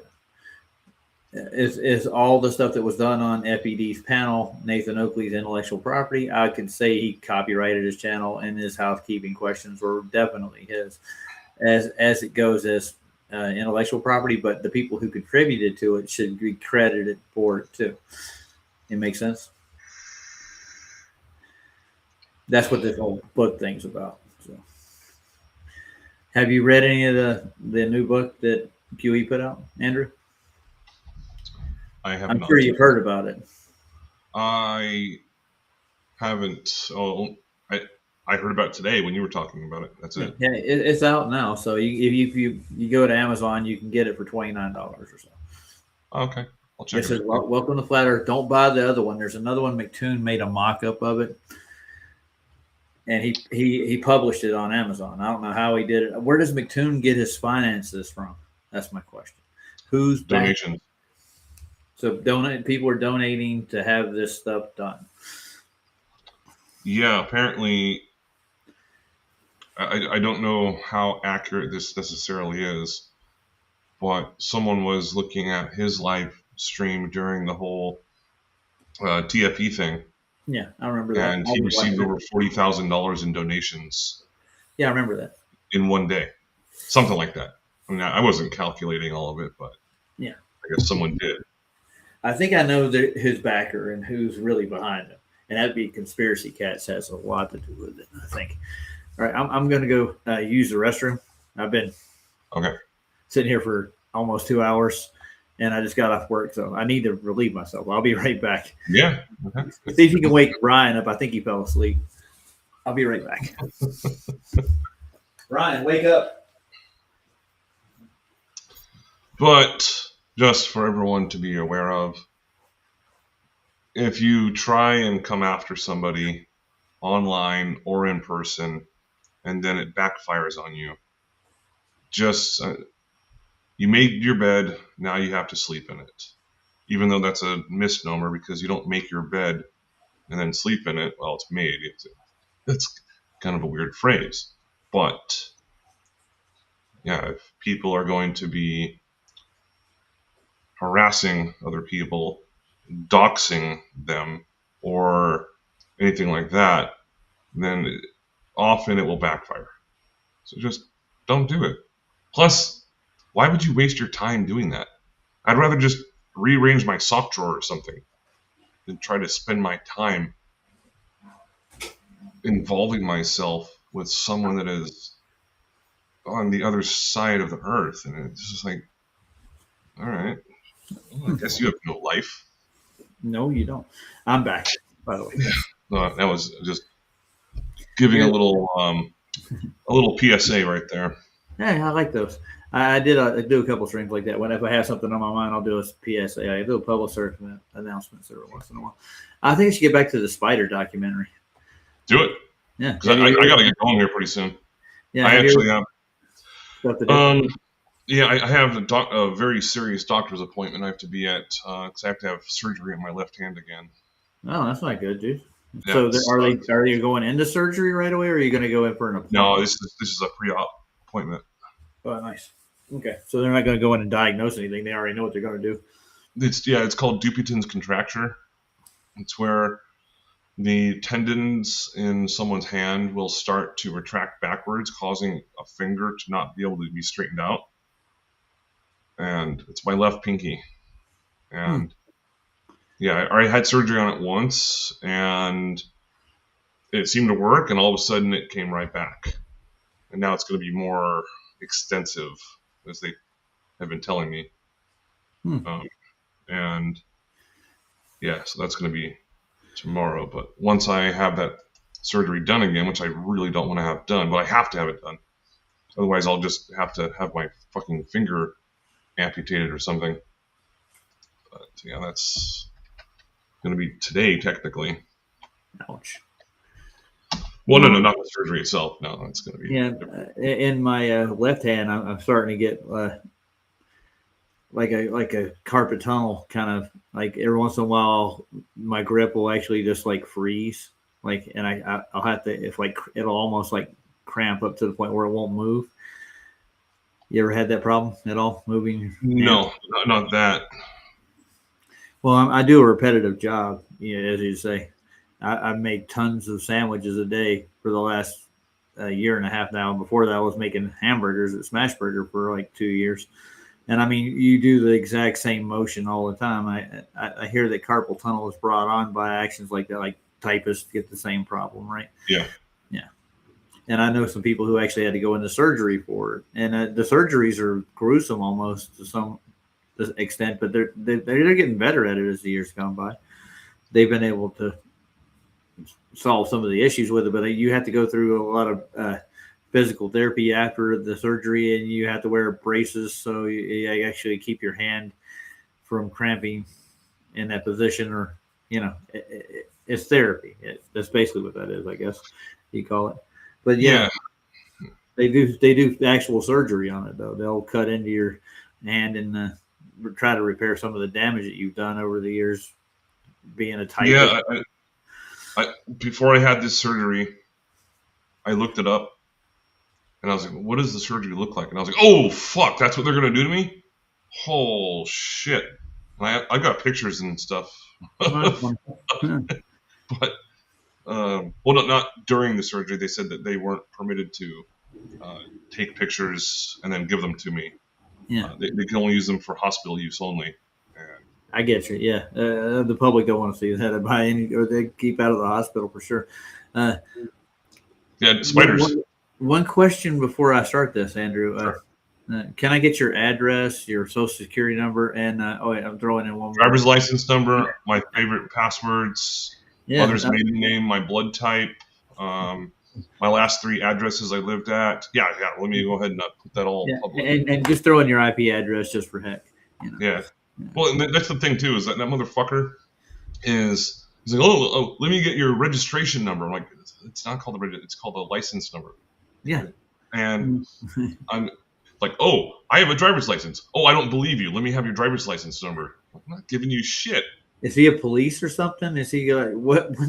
I don't know what he is. Are they investigating you for a crime, Andrew? No, there's no crime being done. Oh hell! So the chosen field you're in your credentials is so important to the argument, right? Yeah, I guess you. Well, I said something wrong. Attack, dude. They're attacking the man, not the argument. Literally, they're literally attacking your vitality. I'm one of the better electricians that I've ever met. I'm not the best, but they have this thing called the National Electrical Code, and it blows people away by how much I know about it and how I can do just these shorthand electrical calculations in my head and just very, very quickly, and how good I am at troubleshooting. And that comes in handy in that field, doesn't it? Yeah. And the fact that I teach at a fucking trade school, that dipshit, and he contacted my employer asking the director of campus director. Yeah, we had to sit down, and he was just laughing. He's like, you wouldn't be working here if you weren't qualified. I was like, I know that. I've been working there for 10 years. Wow. Yeah, so that's how retarded he is. I hope he's listening. No, yeah, that's fucking special, dude. Like, he's trying to stir shit up at your work, dude. That's what he's doing. Oh yeah, and that is doxing is not illegal, but when you're trying the way he's doing it, that is illegal. Mm-hmm. So I'm not really sure if he knows what handcuffs feel like. I have been in a few, yeah. Okay. I've been in a couple. I think he's going to find out. Yeah. Well, when I got there, who was to blame for it? It was me. Oh, at least that. I did. Yeah. Yeah. And that's the biggest thing too, is when people try to blame other people for their own mistakes. Yeah. No, that's not good. But in regards to spiders, there's the ballooning spiders. Have you heard about those? Yeah, I know who they are. Yeah, they're awesome, actually. Yeah. Even though I'm not arachnophobic, spiders are pretty freaking awesome. And I got bit by a black widow about 2 years ago. It was just a little tiny baby. And the only reason I know it is because I felt something scratching. It was right by my left collarbone, right by my neck. And I felt something pinch me. I'm like, what the fuck was that? And all of a sudden I shake it out, and this tiny little black widow came out of my hoodie. Ooh. And I was like, oh shit. And I was like, I hope that's not going to be like super bad. But then from there, I let it I just ignored it, and then it started swelling up, and I was like, uh-oh. So then I ended up just getting out a razor blade, and you lanced it. Yep. I was younger. I got bit by him. There was a water meter out in front of my house, and we were playing around. Me and my brother where we were like opening the case and just looking at it because we were curious. And there was a black widow in there. I got bit on the hand, and my parents took me to the hospital. So. They're considered to be one of the most deadly spiders in the world, but not the most deadly. Yeah. Well, I remember the smell after I got bit. Yeah. It's like if I had something to describe it, was like a chemical like smell, and it's like if you ever smelt what death would smell like. Yeah, that was the I smelt it like it was all around the little nest it had down there, and yeah, I was stupid enough to play with it. That's being young, Yeah.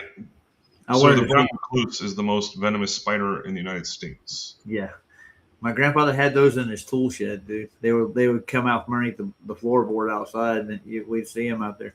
And my grandmother got bit by one. She had to go. She had a pit on her leg, I think, where it bit her, and the acid ate into her leg, literally. Yeah, and the world's most venomous spider. The thing about brown recluse too is that I like spiders. I like them and don't like them at the same time. Yeah. But yeah, the brown recluse, they can be very aggressive in some cases if they get cornered. But the most venomous spider in the world is the Brazilian wandering spider.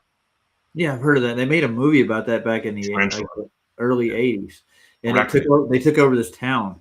And it wasn't arachnophobia. It was like a TV movie they made, and they webbed like houses up, and they were devouring families up and stuff. These spiders had completely taken over. They had webs all over the trees in the town, and the strangers would wander in the town, or tourists would come in out the highway and like see these webs all over everything, and like, what's going on?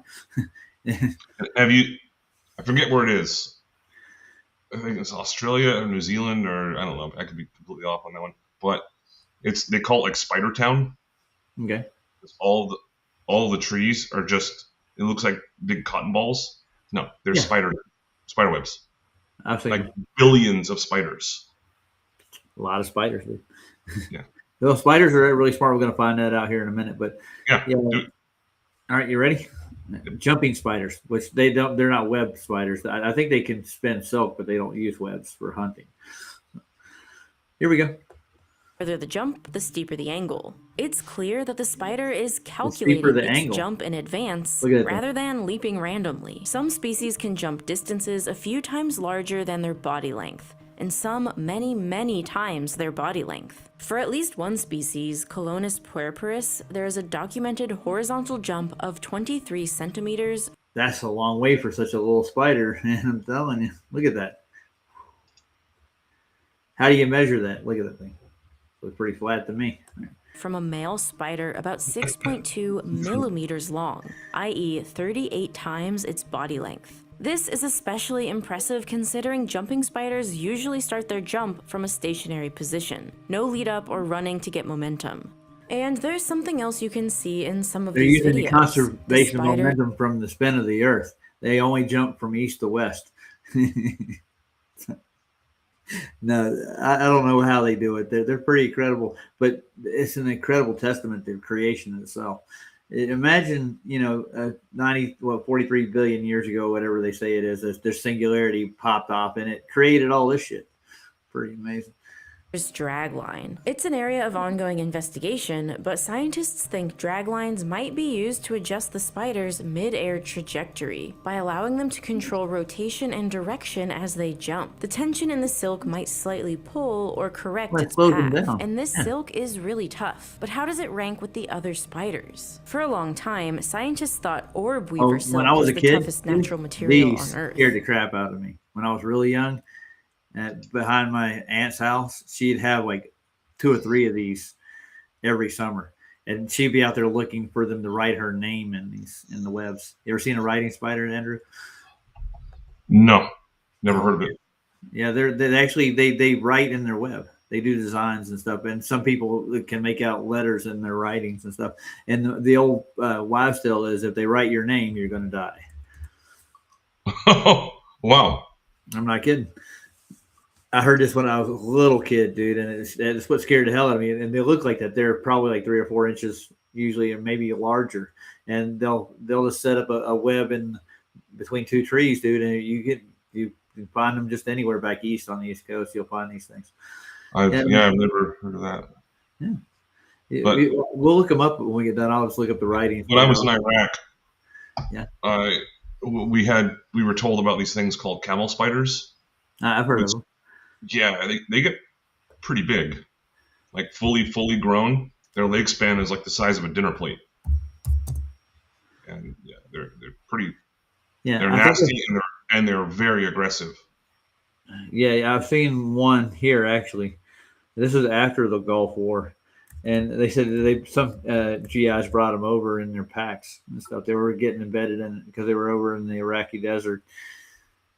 They were carrying these camel spiders, but they're not really that scary. These things, they hissed at me kind of, and we were chasing it to a parking lot at a school in Tempe. Yeah, small ones. Weird looking little suckers, dude. I'm telling you, they're weird looking. Yeah, They look like face huggers from the Aliens movies. Uh-huh. Yeah, that's what they look like. Kind of like that, but it's not as large or gross. But yeah, Right. They don't have tails. yeah. I was gonna say Dr. Bob. Yeah, it's just that's where I think they got the idea for Charlotte's Web was the riding spider. He mentioned Charlotte's Web. Yeah. Great movie though. Wilbur was quite the stupendous. She was just writing all kinds of things in her web, trying to promote Wilbur the pig or whatever his name was. Hey, so I got to get going. I'll be listening on YouTube. But cheers! Thank you very much for having me on. Yeah, we'll finish the spider thing up and then I'll go get some rest. I got to work tomorrow too. You got to work tomorrow, probably. You're teaching at a school somewhere, aren't you? I teach online tomorrow or today. Today, but you do actually do classes with the actual students and stuff. Yeah, pretty freaking amazing. Oh yeah, absolutely. Yeah. It's twice, 2 days a week online, and 2 days a week is in person for labs. Nice. But you do keep in touch with your students. You make sure that they learn. Yeah, that would be a teacher's job, right? Yeah. Absolutely. Yeah, I have a pretty high retention rate and success rate in regards to students that were in my classes and get hired. So yeah. It sounds like you have kind of a passion for it, almost like you want to be a teacher. Yeah. I just kind of fell into it, and I like it. There you go. It doesn't pay very much, but I like it. Well, I can tell you this, Andrew, you can't take it with you, dude. I can't what? Take it. You can't take your money with you when you leave here, no matter how much. Yeah. Well, I mean, I've had it ingrained in me since I was a kid. You're not going to be able to take it with you. Like, well, thanks, but I mean, in the meantime, I'm here, so I'm going to spend it. Very true. Yes. Yeah. So I don't really take much for the carnal world, you might say. There's no reward there. I mean, in the long term, but I mean, you can live a healthier life though if you have more money. I understand. I don't know. As soon as you said that, you just made me think of the world's dirtiest man. Okay. Have you ever heard of him? No, I haven't. He didn't shower for 67 years or something like that. Man, Nothing. He had to smell wonderful. Yeah, probably not. He looked like he was just layered in dirt all the time. Yeah, I got a nickname for this guy right quick. We could call him Deplorable Ick. There was a guy in India. I'm not gonna say that's it. He was in his late 80s, and someone finally convinced him to take a shower, and he died 2 weeks later. Holy crap! So all that dirt was holding them together, huh? I guess so.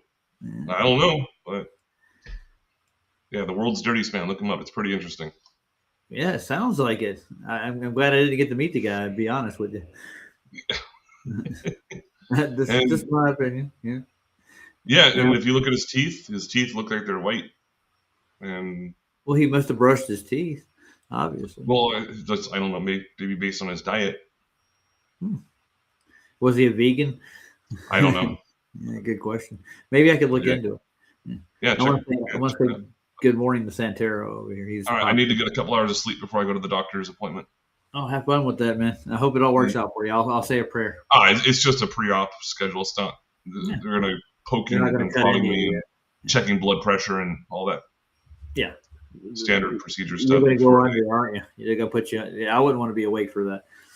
Yeah. Well, there's general anesthesia where you're completely out, and then they do the local anesthesia, sort of like a dentist does. And the last time they did it, what they do is they take a needle that's about 6 inches long and they stick it in between your collarbone and your shoulder. And and they have to stick it like all the way down into your arm. And then it just makes your entire arm just completely numb for hours and hours and hours. And then they give you some sort of they gave me something. It's like it doesn't knock you out entirely, but it is still monitored by an anesthesiologist. So like you can wake up mid-surgery, which I did. It's like, oh, fuck this. I've only been under the knife twice. Not twice, but 5 times, and went under willingly because I had got stabbed in my lower left side. So, and they didn't do that right. They sewed me up, and it actually it bothers me now. Actually, Wow. yeah, it was an emergency clinic that sewed me up. So I got stabbed. Oh yeah, they do like whatever they can to get you the fuck out. Yeah, and I mean I paid them like $150. Right. My boss did because I got stabbed on the job doing something. I was actually cleaning a bar and I had a bag full of bottles that I was throwing away, and it actually swung into my side before I could lift it up high enough to get it into the dumpster, and it stabbed me in the side. I actually had to stop working and tend to my wound. Yeah, that was, and this is one of those beer bottles at the bottom of a trash can of nasty shit, antibiotics required kind of stuff. Absolutely, yeah. So, and they did not sew me up secure enough for it to heal proper. So, oof. Yeah. Well, that's different topic, different time. I'm heading out. Thank you very much. Right. Later, Andrew. Thanks for coming up, man. Yeah, back to the jumper spider and the riding spiders. The silk from Darwin's bark spider has long held the top rank for toughness. It's a spider that builds some of the largest webs on Earth, often over a meter wide, but sometimes spanning over 25 meters. But a 2021 study found that the silk of zebra jumping spiders rivaled the toughness of Darwin's bark spider and exceeded the vast majority of all other orb weavers. This sounds kind of impressive, sure, but what makes it mind-blowingly impressive is that jumping spiders make this silk dozens of times faster than orb weavers. Normally, when a material is produced very quickly, the internal molecules don't have time to align neatly. We're talking about internal molecules, like they actually know what those are. These are organs designed by a creator who actually have a purpose. Defects. The result is usually weaker, less tough material. But jumping spiders break this rule. They evolved a way to maintain molecular order at extreme speeds. And this toughness is important, because in case the spider misses its target or falls, that silk line acts like a rock climber's safety rope. But the thing is... That makes sense. Antibiotic. Anti-life. That's kind of what they're saying with the Latin term there, aren't they? And I've been on antibiotics a couple of times in my life. I think Ryan's sound asleep. He hasn't answered me in like the last, I'd say, hour. He's gone to sleep. Yeah, everything is balls to them. They live on that atomic level. And they might get an atom tan, and you hope aliens will come rescue you. Although it won't happen in this lifetime. I don't think it'll happen in any lifetime. If there's some kind of alien coming for you. Hey, Ken. Yeah, I love jumping spiders too. They're cool. They're smart as hell. Big balls, tiny little balls with tiny little gravity and big little gravity, and it holds everything together, bro. Just don't know what it is. A jumping spider rarely misses. So how exactly is this tiny predator measuring the distances so accurately? The answer starts with its eyes. When thinking about animal vision, there's usually a simple rule. Bigger eyes means finer detail. This is a chart that shows it as a clear trend. As eye size increases, visual acuity increases too. Santero, how are you doing? Was good. Spider. Maestro. Spider. We're looking at spiders today. Nice. They're looking at us right now, actually. I think Ryan got tired, just left. He's probably in his bedroom when he gets on this late, and he's staying quiet so he doesn't wake the wife up. He just listening in on the show. Cool. How has your day been so far? For the Invisible Man. Yeah. It's okay. I've been doing some stuff. I took my wife to the hospital, then we came back home. Wait, I heard you were doing it. Yeah, you said that last time. Yeah. How did that work? Yeah, it's okay. She got like an infiltration in the back for back pain. So we gotta wait, and she's gotta go on one more time next month and see what's going on.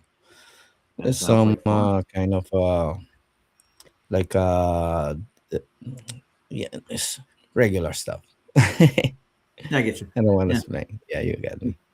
Yeah, I'm with my injury I got now, the one I was talking about earlier, if you were listening in on it, I went to an alternative medicine facility, and they started doing physical therapy with me. Uh, it actually these kind of injuries do eventually heal themselves up, and they actually put me through physical therapy treatment, like isometric exercises, and they try to regulate you with your intake of whatever acids and whatnot, make sure you heal up properly. There are better medicine treatments than what westernized medicine actually. Or we'll just stick you in there and give you some pills and hope to God you feel better in Yeah. the morning, and hope you deliver to die in the process. Yeah. Yeah, exactly. Well, my wife, she is It's an industry, dude. It's an industry. That's really what it is. yeah, it's an industry. She really likes her medicine. I don't Yeah. know. She's Italian. Italians, they are very hypochondriac, and every time they Yeah. feel a little bit of pain, they go to the hospital. I don't care. I feel pain. I just keep on going. Yeah, it's the same with my mom when she was like that, and Rhonda here, she'll go get blood work done, and she'll do regiment whatever they give her. Like, but I mean, she's figuring out that like some of these not over the counter, but these prescription medicines they got a lot of side effects, and she's took herself off a couple. Like, I ain't doing that, you know. Yeah, It didn't work, and I don't like the way that made me feel. And there's all kinds of other right. problems I got now. Yeah. It is impossible for us to take medicines after you take a look about after you see what's going on. Man, Yeah, no, yeah. no, no. I'm not gonna take the soma. I'm sorry. I You don't know what? wanna live in the. It'll I help don't you wanna lose live. weight. No, I don't You wanna know, live in the new world in like Aldous Huxley world. You know what I mean? yeah, I do. No, no, no. It's not worth it. No.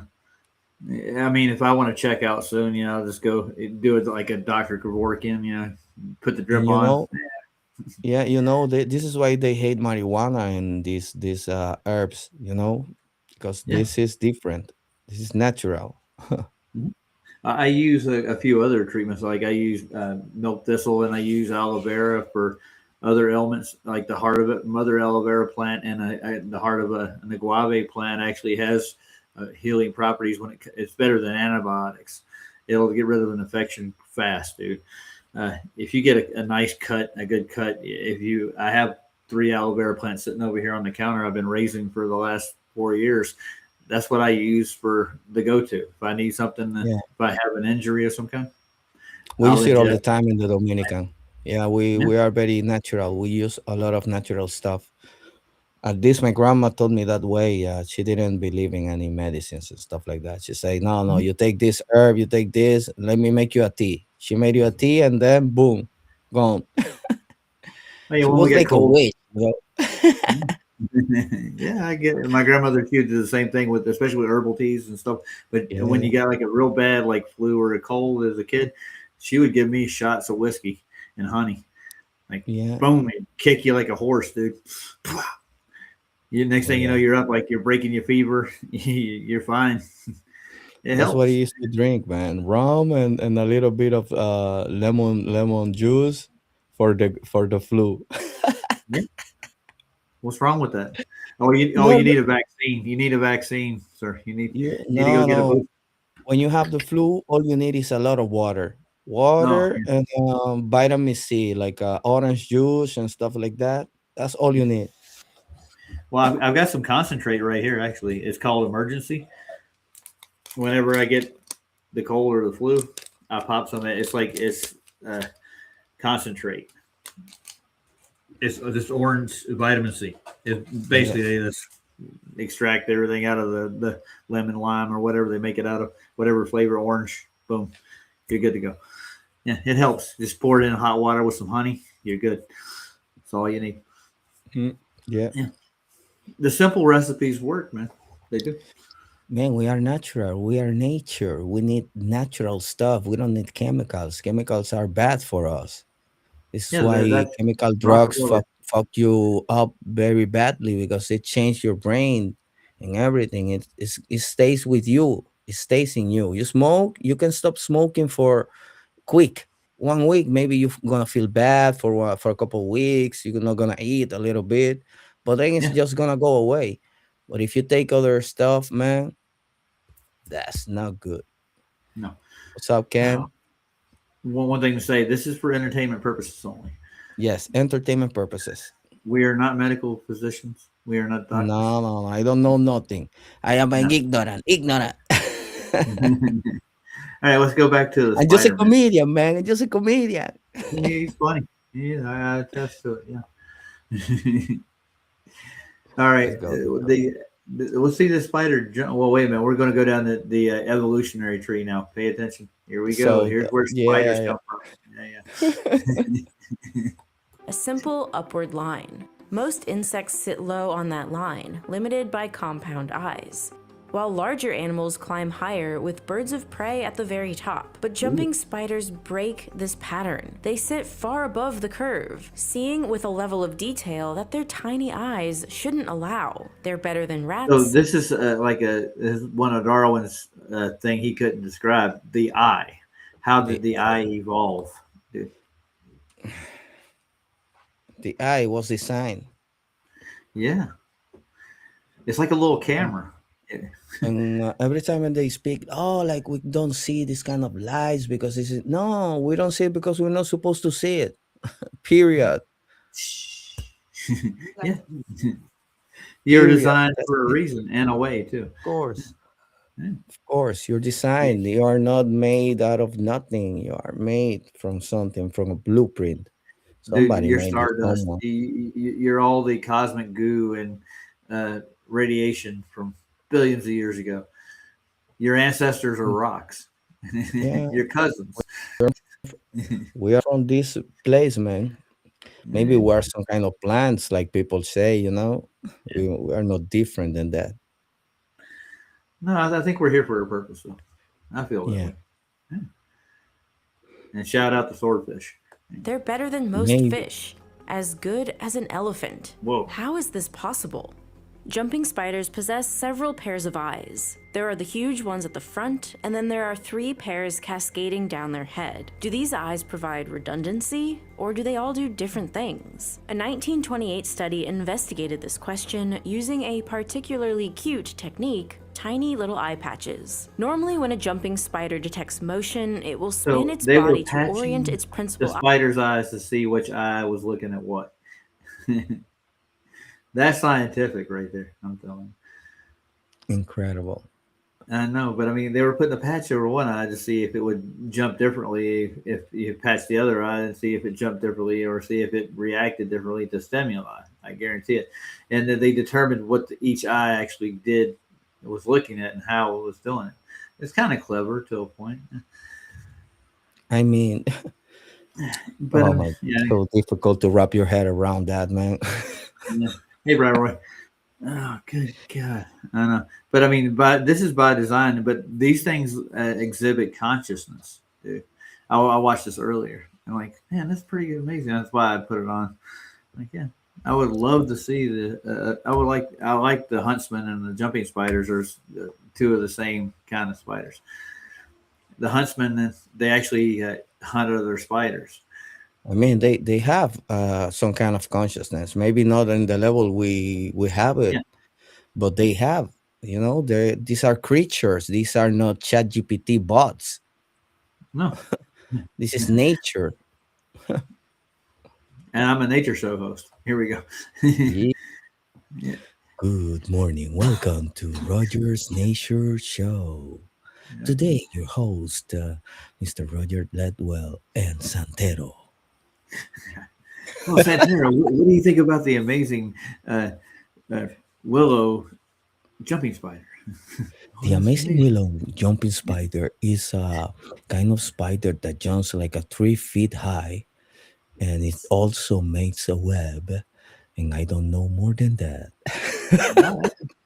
That's a great synopsis, man. You nailed it all. You covered it.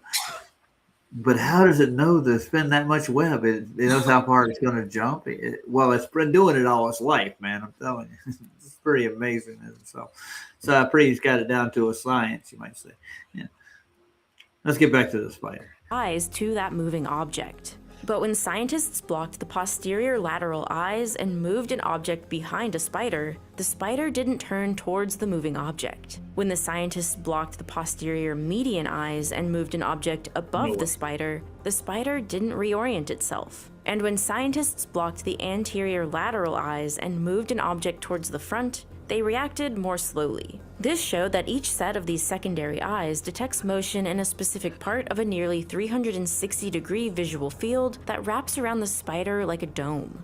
But conversely, when they covered the anterior median eyes, the large forward-facing ones, the spiders could see the motion but couldn't seem to fixate precisely on objects. They knew something was there, but they couldn't examine it well. This showed that the secondary eyes detect motion and the principal eyes analyze it. I saw this myself. When I gently moved a stick into the spider I found's field of view, it didn't react immediately. First, it noticed something with its peripheral eyes. Then slowly it turned its body, aligning its large forward-facing eyes with the object, locking on, inspecting it. So you can kind of think of the secondary eyes giving them the scene, essentially in black and white, and then these principal eyes. You want to talk about 3D vision, dude? You get another set of eyes that actually can see the surrounding area and draw like a map up of it. And then you can actually take your primary eyes and focus in on whatever target you're looking at. That's pretty awesome. Yeah, man. I wish I have that kind of eyes, man. Yeah, I'm going to grow another set in the back of my head. Hold on. I don't know if it's happening. Get the link from Elon. Maybe he's gonna give you superpowers. I wonder if they could put that in the meta. You know, like they give you another set of eyes that you can actually have in virtual world. I never tried those stuff, man. I don't like it. No, I like playing games the old way, man. On the screen. Use your two eyes. Yeah, don't become part of the game. Don't integrate yourself into the beast. It'll kill you. No. Moving around, filling it in with color and pattern, any place that they might be interested in looking. To understand more about jumping spider vision, I spoke with Dr. Nathan Morehouse, Associate Professor in the Department of Biological Sciences at the University of Cincinnati and expert in spider vision. The secondary eyes are what we would call simple eyes. I dislike that name because it makes them sound simple and they're not. He does have kind of that feminine, like, I kind of don't like the simple name. It reminds me of Peter Markley. But you know something, man. At least these people, for example, the girl, she was trying to do some experiments. She's trying. She's getting into it. Mm-hmm. She's trying to explain what she sees. Maybe she's not 100% right, but at least she's trying something. It's not like some people that go only on belief. She wants to know how they see and everything.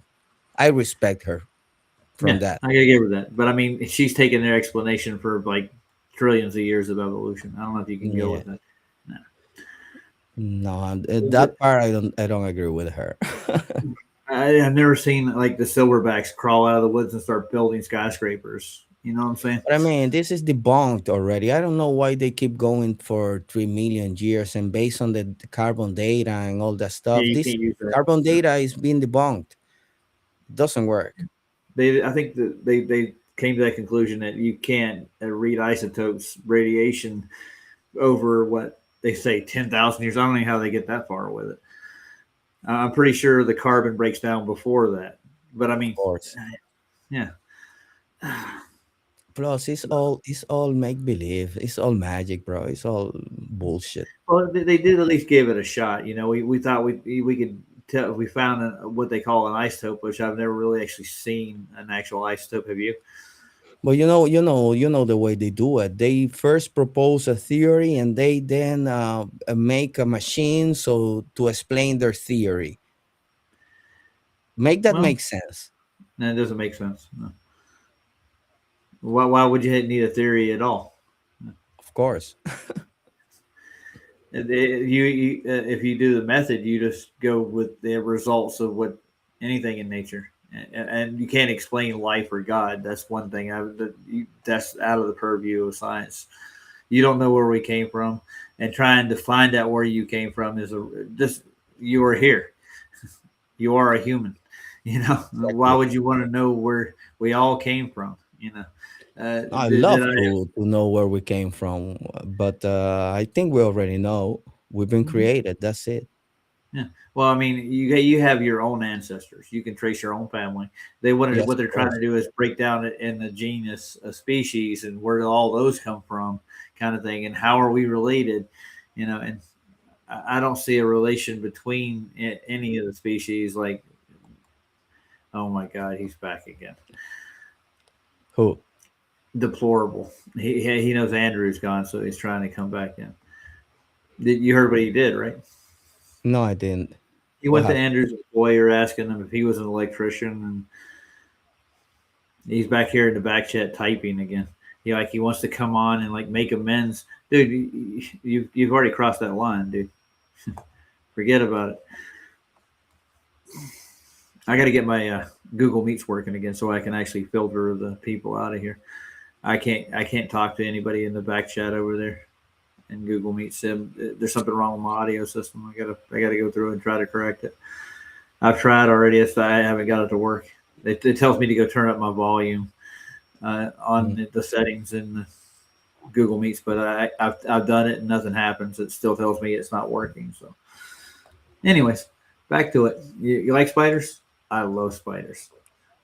It's my favorite character, Spider-Man, bro. Oh, I liked it when I was a kid. He catches thieves just like Wes. Look out! Here comes yeah, the the spider. 90s series, it was amazing. Yeah, I remember watching the Everything in the original. 90s was good, man. Everything in the 90s. 80s, like late 80s, like for animation. I love animation. I think that 80s, 90s animation are one of the best. Well, I had to deal with like the late '70s and the early '80s for cartoons when I was growing up, so it was a You little know, different. because most of them were made handmade and everything was hand drawn and in Yeah, paper. Now it's mostly all digital. I got nothing against digital. I love it. I love drawing in the digital with the tablet and stuff, but but it's not the same thing. It's like same. when you watch a movie now, it's all like 3D characters painted, 2D characters on top of 3D. Like it doesn't have the soul. Yeah, I get you. And I watched like the Roadrunner show. I watched Bugs Bunny. I watched Looney Tunes. That's a lot different kind of animation. Yeah, You man. have to really work with shadowing and depth to make those cartoons even watchable. It's probably a lot of work to make those cartoons back in the day. The old hand drawn cartoons. Yeah. It's like when you watch Akira, for example. You know Akira, right? It's I think I've Japanese heard of it. animation. Yeah. Is it Kyoto? And no, maybe I'll Well, send you a link later. yeah, but It's you in gotta watch Kyoto, it. like the heart of where anime came from. I think so. Kyoto is Not it's a really city in sure. Japan. It's where the Yeah, I know. emperor designated all the arts back after the war. Yes. Kyoto, it's a lovely little place in Japan, but it's dedicated to art in Japan. Yeah. I want Yeah, to go to Japan sometime, man. yeah. Why not? It just Yeah. gave me a good idea for a play out song. Thank you. There you go. There's a song called Kyoto Now. Yeah, there you go. Our eyes are simple eyes. You can also call them camera eyes. The idea there is Camera. that they have a lens, often with a little bit of a clear space between the lens and the retina, but the retina is a sheet of photoreceptive cells. And so they really do work like a camera, right? You know, they've got a lens and then you've got a sensor or a piece of film or whatever. But the principal eyes Yeah, are but these built. are built organically and made by a designer somehow. Let's get to the heart of that one. That'd be hard to figure out. Who's looking at this picture you're drawing in your eyes? There has to be somebody driving the car, right? Or you'd wreck.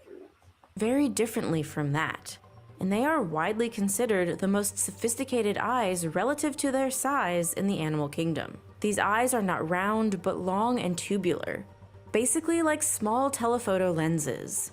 And the first weird thing about them is that they have two large lenses. And so what that does is it takes the image that first lens focuses down the tube and it blows it up onto the underlying retina. So that already helps these animals improve. Hell, you'd be able to see many horizons with eyes like that, wouldn't you? That's awesome, though. Think about it. You got a separate lens in the back that reverses the image again, so it focuses in at a point. Yeah, that's awesome.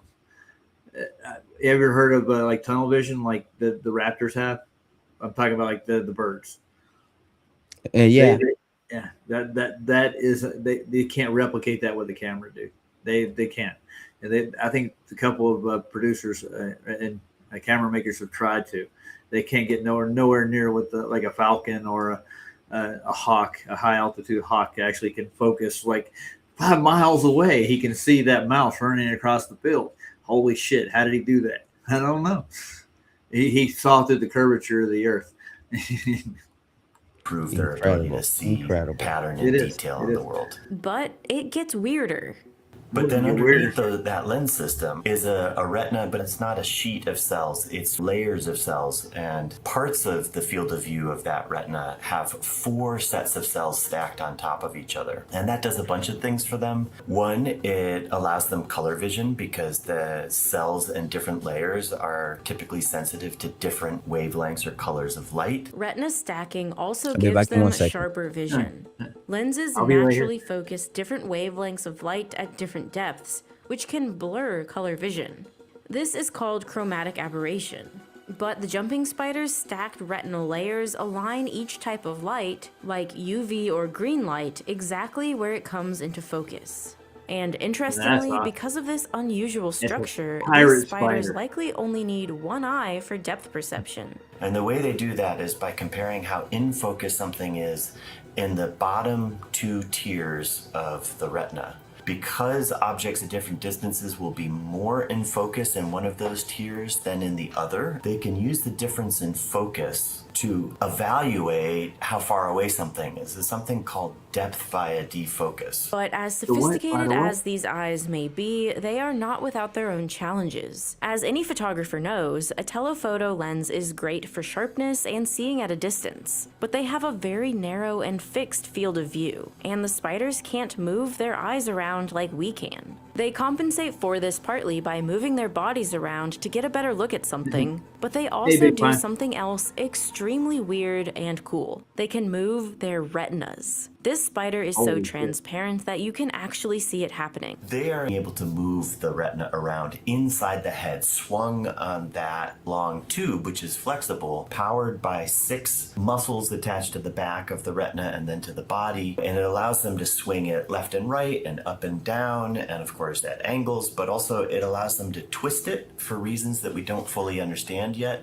but that might allow them some additional visual capabilities. So they essentially have a movable fovea. So it's not their whole eye that moves like ours do, but rather the parts within the eye. It's really interesting because these are all really cool solves, like engineering solves in a certain way for challenges that an eye built like this might face. And they use their little legs to keep their eyeballs clean. With these eyes all combined, over the course of evolution, these spiders became elite predators, and the need to spin a web to catch prey disappeared.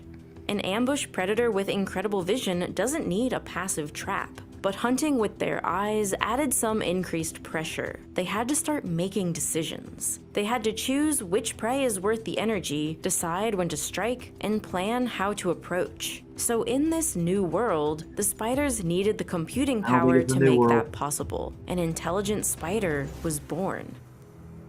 Don't think it was born. Intelligence in animals is fun to think about and compelling to witness, but measuring it is actually not straightforward. There's no single intellectual scale by which to measure animals. However, there are certain things that can be tested. Things like an animal's ability to learn. A 2013 study did exactly this with the fence post jumping spider, using an experimental technique called reversal learning. Reversal learning experiments are a simple way scientists test how flexible an animal's thinking is. They test whether an animal can let go of an old rule when it stops working. In one experiment, researchers presented spiders with 2 drops of water, one blue and one yellow. The blue drop on the left contained sugar, a tasty reward. The yellow drop on the right contained citric acid, something spiders strongly avoid. After a short time, the spiders learned the rule. Blue on the left means food. But then the researchers reversed it. So now On the the blue electric drop pad over contained there. citric acid and Go the grab yellow it. one had sugar. At first, the spiders naturally approached one the over blue there is not on droplet electric seeking pad. their treat. But you They figure that out instead eventually. got a sour shock.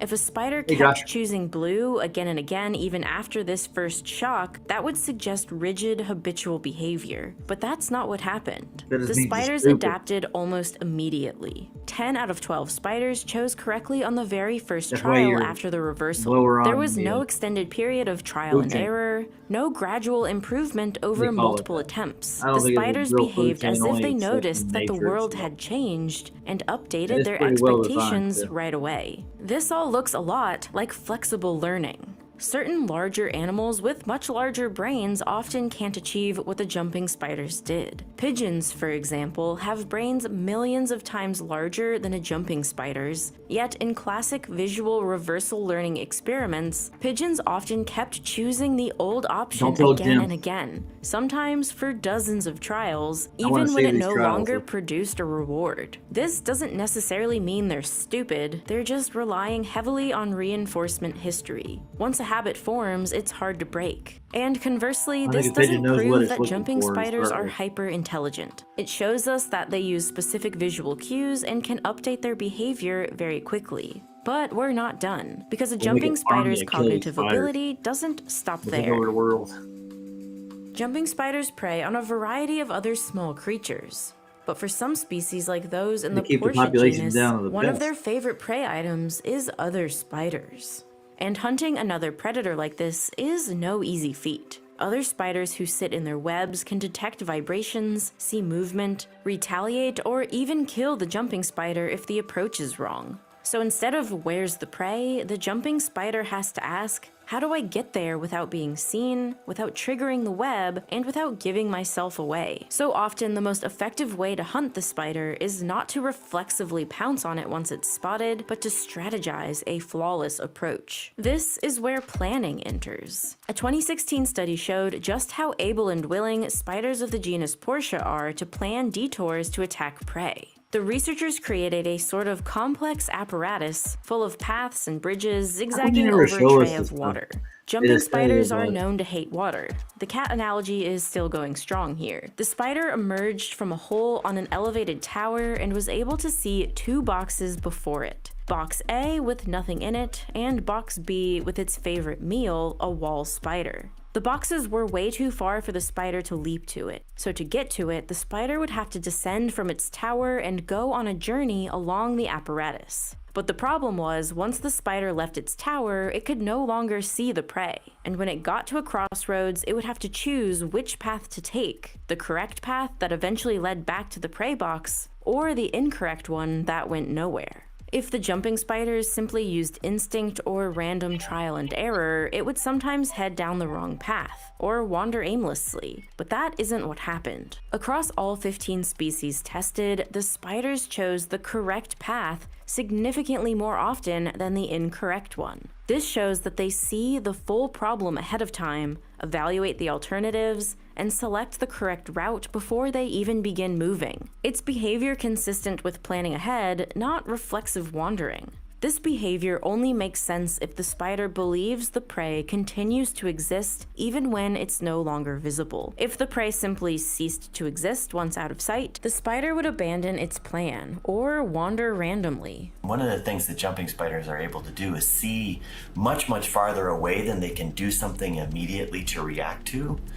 And so this capacity to plan and to find a route, etc., comes from the fact that they can see parts of the world that they can't act on right away. I don't think a lot of people appreciate, if they haven't actually spent time around those spiders, how kind of creepily slow they are about coming to these types of choices around their world. They spend a lot of time just lurking and watching while they, I think, are processing. They're essentially taking all of this information and then in very clever ways that we don't understand, simplifying it in a way that allows them to come to some kind of intelligent decision about what to do next.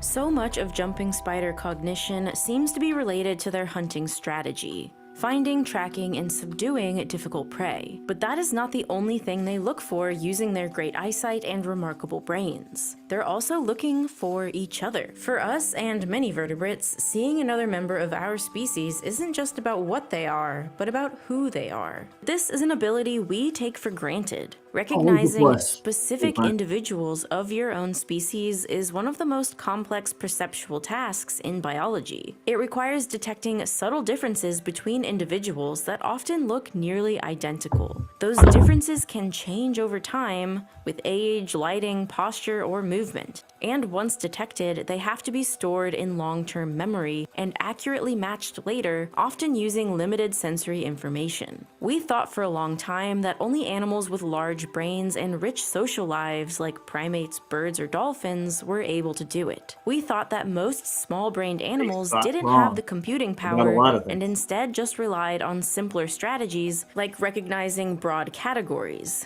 like kin versus non-kin, or dominant versus subordinate, or potential mate versus rival. But a 2024 study challenged that assumption. Researchers designed an experiment that asked a simple question: does a jumping spider treat a familiar individual differently from a stranger, even after time has passed? To test this, they took two regal jumping spiders, A and B, and exposed them to each other for 7 minutes. During this time, they would walk towards each other and get acquainted. They were then visually separated for 3 minutes using an opaque barrier.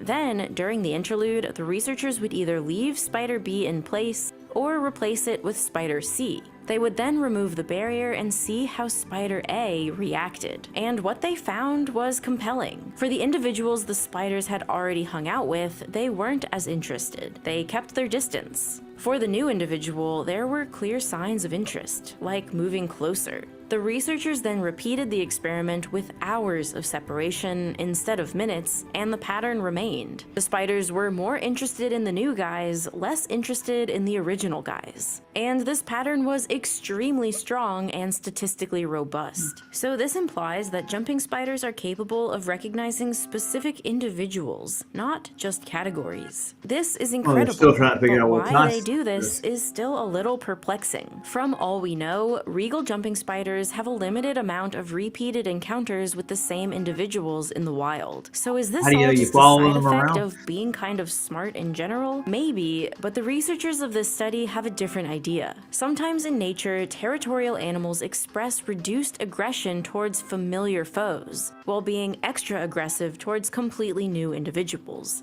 It's sort of a the devil you know effect. It's called the dear enemy phenomenon. The researchers of this study suggest this could be why the jumping spiders would have had the evolutionary pressure to evolve this type of cognitive capacity, to more easily coexist with rival neighbors. However, more studies would need to be done to know for sure. But nevertheless, this specific behavior is one of the main reasons we humans are so attracted to them. We don't know for sure that this ability translates across species for the jumping spiders, but people often say that their jumping spiders acknowledge them when they walk in the room, that they do this more so with their favorite people, that they are observant, that they are aware.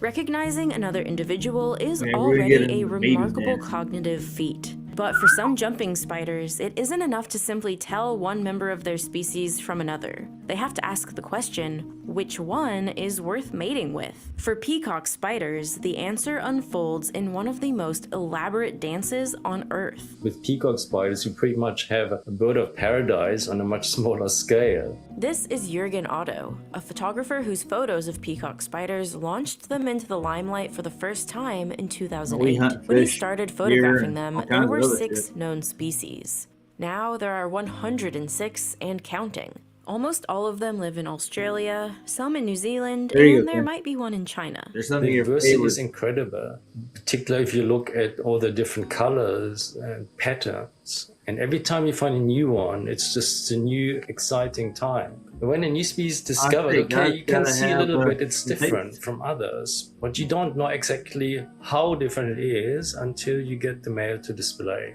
When I first came across Jürgen's website, my jaw hit the floor with just how many different peacock spiders there are. I had seen Meritus volans before and thought that was the only one, but I was so wrong. There are so many incredible peacock spiders, each one of them with incredible colors and patterns. If you ask a human to come up with patterns, he wouldn't come up with any of these ones. They're sort of out of a different world. And not only do their colors differ, so does their behavior.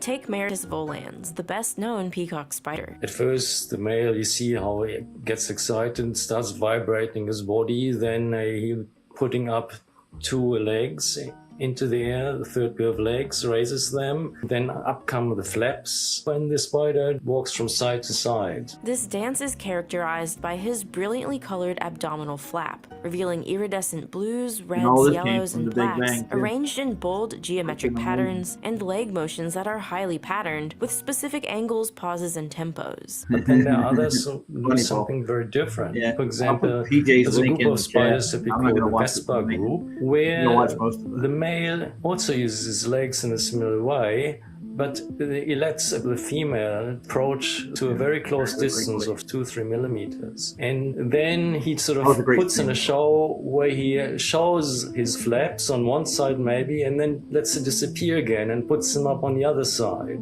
So he keeps the female constantly entertained, and the female constantly following the movements of these flaps. This is interesting because the female is at such close proximity that she could easily jump on that male and devour him if she wanted to. So the male's under constant pressure to perform. Another one comes to mind is We're never some under species pressure that before. lift the abdomen up while they're pushing themselves up on the legs, and then can rotate the abdomen underneath the bodies to let the female see the underside of it. Some species don't have flaps at all and don't even bother to putting up the abdomen to show it because they want to see it before they buy the property. You know what I'm saying?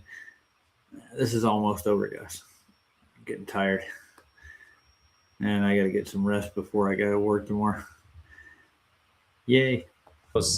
it's not particularly interesting, but they have a very blue face, as Martus Personatus that I'm thinking of. And he just uses his legs, leg movements and vibration of the body. There's Maratus Tortoise, one of my favorite ones, who shows the female one side of the flap and then with a like swishing motion shows her the other side and just keeps on doing it in close proximity to the female. And what's even more incredible is that each species doesn't just have a single dance, but a whole repertoire of different moves. Moves that are employed at different times of the courtship, but not always in the same sequence. Each of these moves probably has a specific purpose. And on top of this, a 2011 study documented that they also produce vibrational songs. The researchers found that males produce distinct, repeatable vibration patterns by rapidly tapping and scraping the substrate with their legs and abdomen. You can hear them. The vibrational signals consist of short pulses, buzzes, and longer broadband components, with dominant frequencies generally in the low hundreds of hertz, well within the sensitivity range of jumping spider mechanoreceptors. The female can't hear these sounds in the air. She feels them through the substrate. But aren't these sounds just a byproduct of their flashy movement? The scientists don't think so.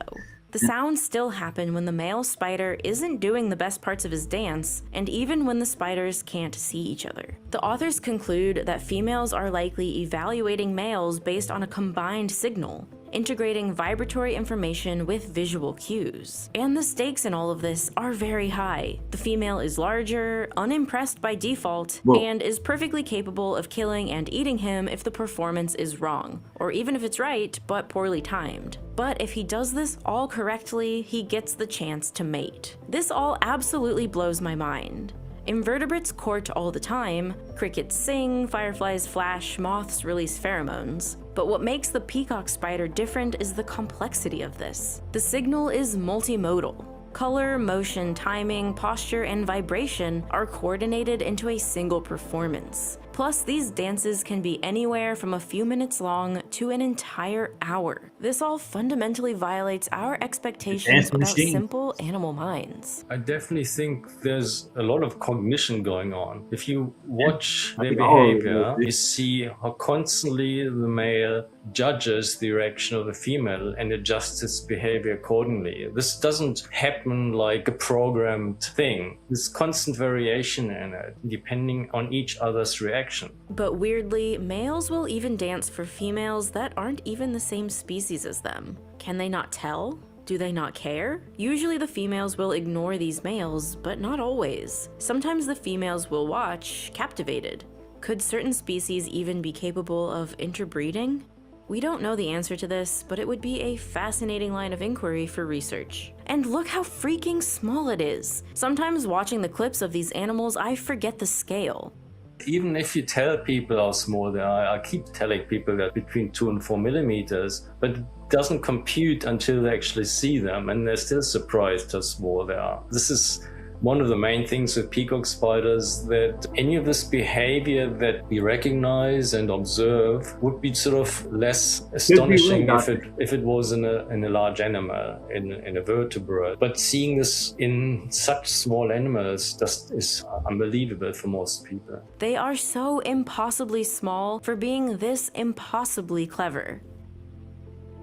If all of this so far has your imagination spinning, wondering about the inner worlds of these spiders, you're not alone. I can't help but wonder if they can form expectations, remember individuals, and solve problems. Then is there a subjective experience inside that tiny nervous system? Is there any way to ever actually know this? There probably isn't, not exactly anyway. But it's really hard not to speculate. People who keep these spiders as pets have endless stories of moments that seem truly inquisitive, like this spider that seems to be looking at his own reflection, pondering its own existence. I know I'm anthropomorphizing, okay, but I also believe there's more going on here than we realize. A 2022 study begins to reveal just how mentally sophisticated jumping spiders might be. Scientists wanted to know whether these tiny predators don't just rest at night, but whether their sleep is structured in distinct phases like ours. To test this, researchers filmed young jumping spiders while they slept. They focused on juveniles because, unlike adults, their cuticle is still transparent. And remember how through the transparent cuticle we could see the spider's retinal movement? This little feature allowed the scientists to do something almost unheard of in an invertebrate: watch eye movement during its sleep. By filming sleeping juvenile jumping spiders, researchers could directly observe retinal motion between the cuticle and ask whether jumping spiders show a REM-like sleep state. For vertebrates, REM sleep is characterized by eye movement and muscle twitching. And sure enough, the spiders exhibited regular, periodic bursts of retinal movement. These eye movements were rhythmic, consistent in duration and interval, and increased in length as the night progressed. These retinal movements were also tightly linked with muscle twitches and stereotyped leg curling actions, behaviors analogous to the twitching that we do during REM sleep. This is the... Oh, I think you have it. They're having a dream. There must be some kind of spiritual aspect to this. The first strong evidence of REM-like sleep in invertebrates. And this is mind-blowing because of what we know about REM sleep. For us, REM sleep plays a major role in stabilizing and integrating memories. Everything from emotional memories to memories regarding new skills and patterns to associative links between ideas. REM sleep seems to reorganize new information. It also works to regulate our emotions and build new neural pathways. And most fascinatingly, our most vivid, narrative dreams occur during REM. One hypothesis I'm about going to why say this. The mind is not just here to observe things. The mind actually helps your body operate. This is a known fact. Most of that neural network is actually controlling muscles, making sure your systems are all working properly. That's really what a lot of your mind is doing, making sure your heart rate's going at a certain pace. That's why I think that you clear your mind, you're more healthier. don't clutter with all this junk. I think that's better yet, being in touch with God, or call it the spiritual aspect of it. That's where they're trying to narrow down, and they're trying to make it seem like we're just like animals. We're a little different, I promise you. There's nothing else on this earth that's anything like us at all. Nothing. They might be doing this is focused on a much larger concept of the function of dreams. My understanding of one of the functions of dreams is that it is a way of trying out models of the world, predictive models of the world, while avoiding the costs of them, right? So you can try out how your body would react to flying without needing to jump off a building, right? Well, and you do this in your dreams so that your brain can be better prepared for the world when you're awake. We thought for a long time that this was exclusive to vertebrates, that dreaming probably didn't exist in the arthropods, the insects, the smallest small-brained creatures of our world. But the jumping spider challenges all of this. Perhaps it doesn't have to do with brain size. Perhaps it has more to do with an animal's visual system. I've heard some people argue that because they're such visual creatures, it could have something to do with consolidating the things they've seen during the day, like their memories. Yeah, I mean, they do have memory. We've been able to teach them to avoid or prefer particular colors in prey, and those memories seem to last for about 2 weeks. So it is possible that they are essentially updating their cognitive model of the world, reinforcing memories, or trying out new possibilities. It's not really clear. Does all of this mean that they are literally dreaming? Seeing images, replaying fights with other spiders, feeling like they're jumping through molasses? Maybe, but we'll probably never know for sure. But all of this does suggest that vision is being processed offline, and that even tiny brains may need downtime to process the world. It's so hard not to anthropomorphize, but when you're around them, it's impossible not to. Yeah, I think it's fine. I mean, we do have, in the Venn diagram of how we experience the world with jumping spiders, the part that's shared is probably very narrow, but we do share some of our world, and I think anthropomorphization has a bad rap for good reason because we can over apply it. But in reality, I do think that more of our world is shared with the perceptual worlds of other animals. And so some of our instincts and intuitions there are probably not wrong. We just have to be cautious about it. I think we have more of a conscious decisions we make daily compared to what they're more reactionary because they're in the animal kingdom. That's the difference. Well, guys, I think this is the end of it. Let's wrap it up. One final question. And I'm going to go to sleep. How do you get that much computing power in such a tiny little brain? It's the fundamental neuroscience question about jumping spiders. Sure. And the answer is really cool and kind of complicated. Let's see what this is. And it was going to be hard to illustrate, and this video is already really long, and I was out of time. So rather than add a final segment to this video, I've written a short article that answers this question that you can read for free over on my Patreon. I'm going to use Patreon for regular updates about the channel and about my life, and any cool creature I might have found that day. Think of it like a free newsletter.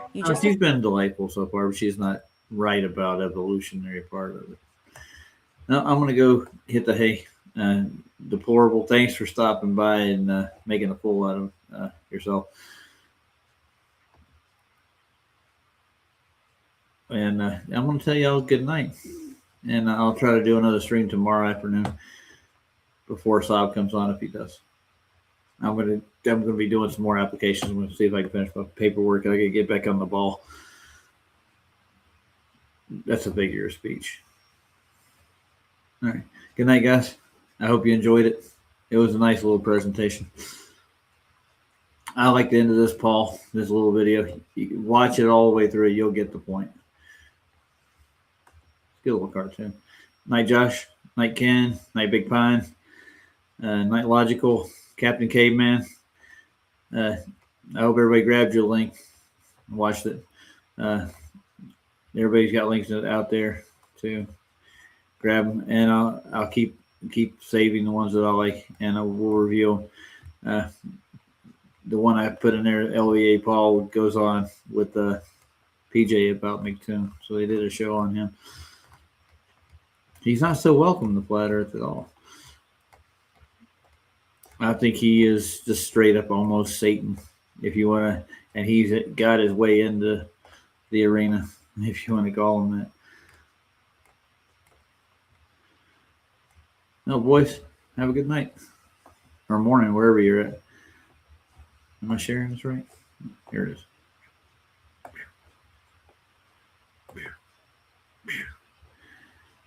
Perfect. Night Juno, night pushing, night logical, night Paul. I'm going to finish that book this week. I'm pretty sure of it. Matthew, good to see you again. Enjoy your work, Santero. Thanks for coming up. Ryan and Andrew. Good night, all.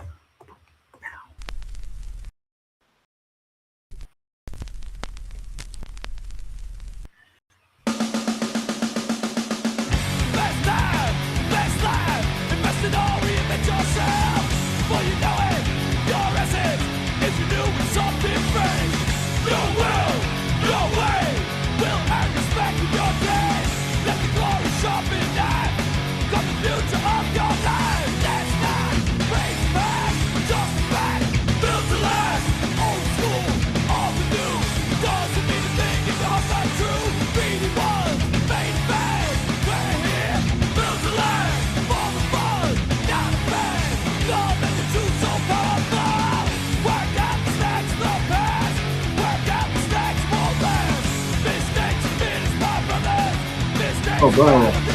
Yeah.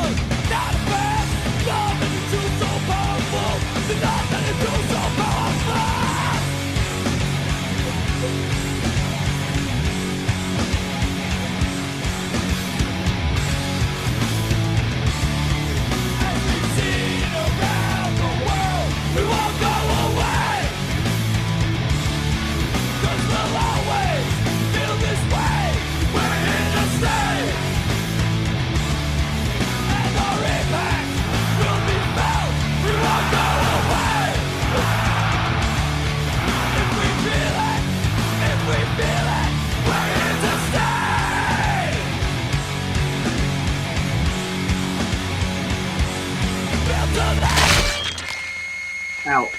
Oh, there goes the globe. All right, good night, guys.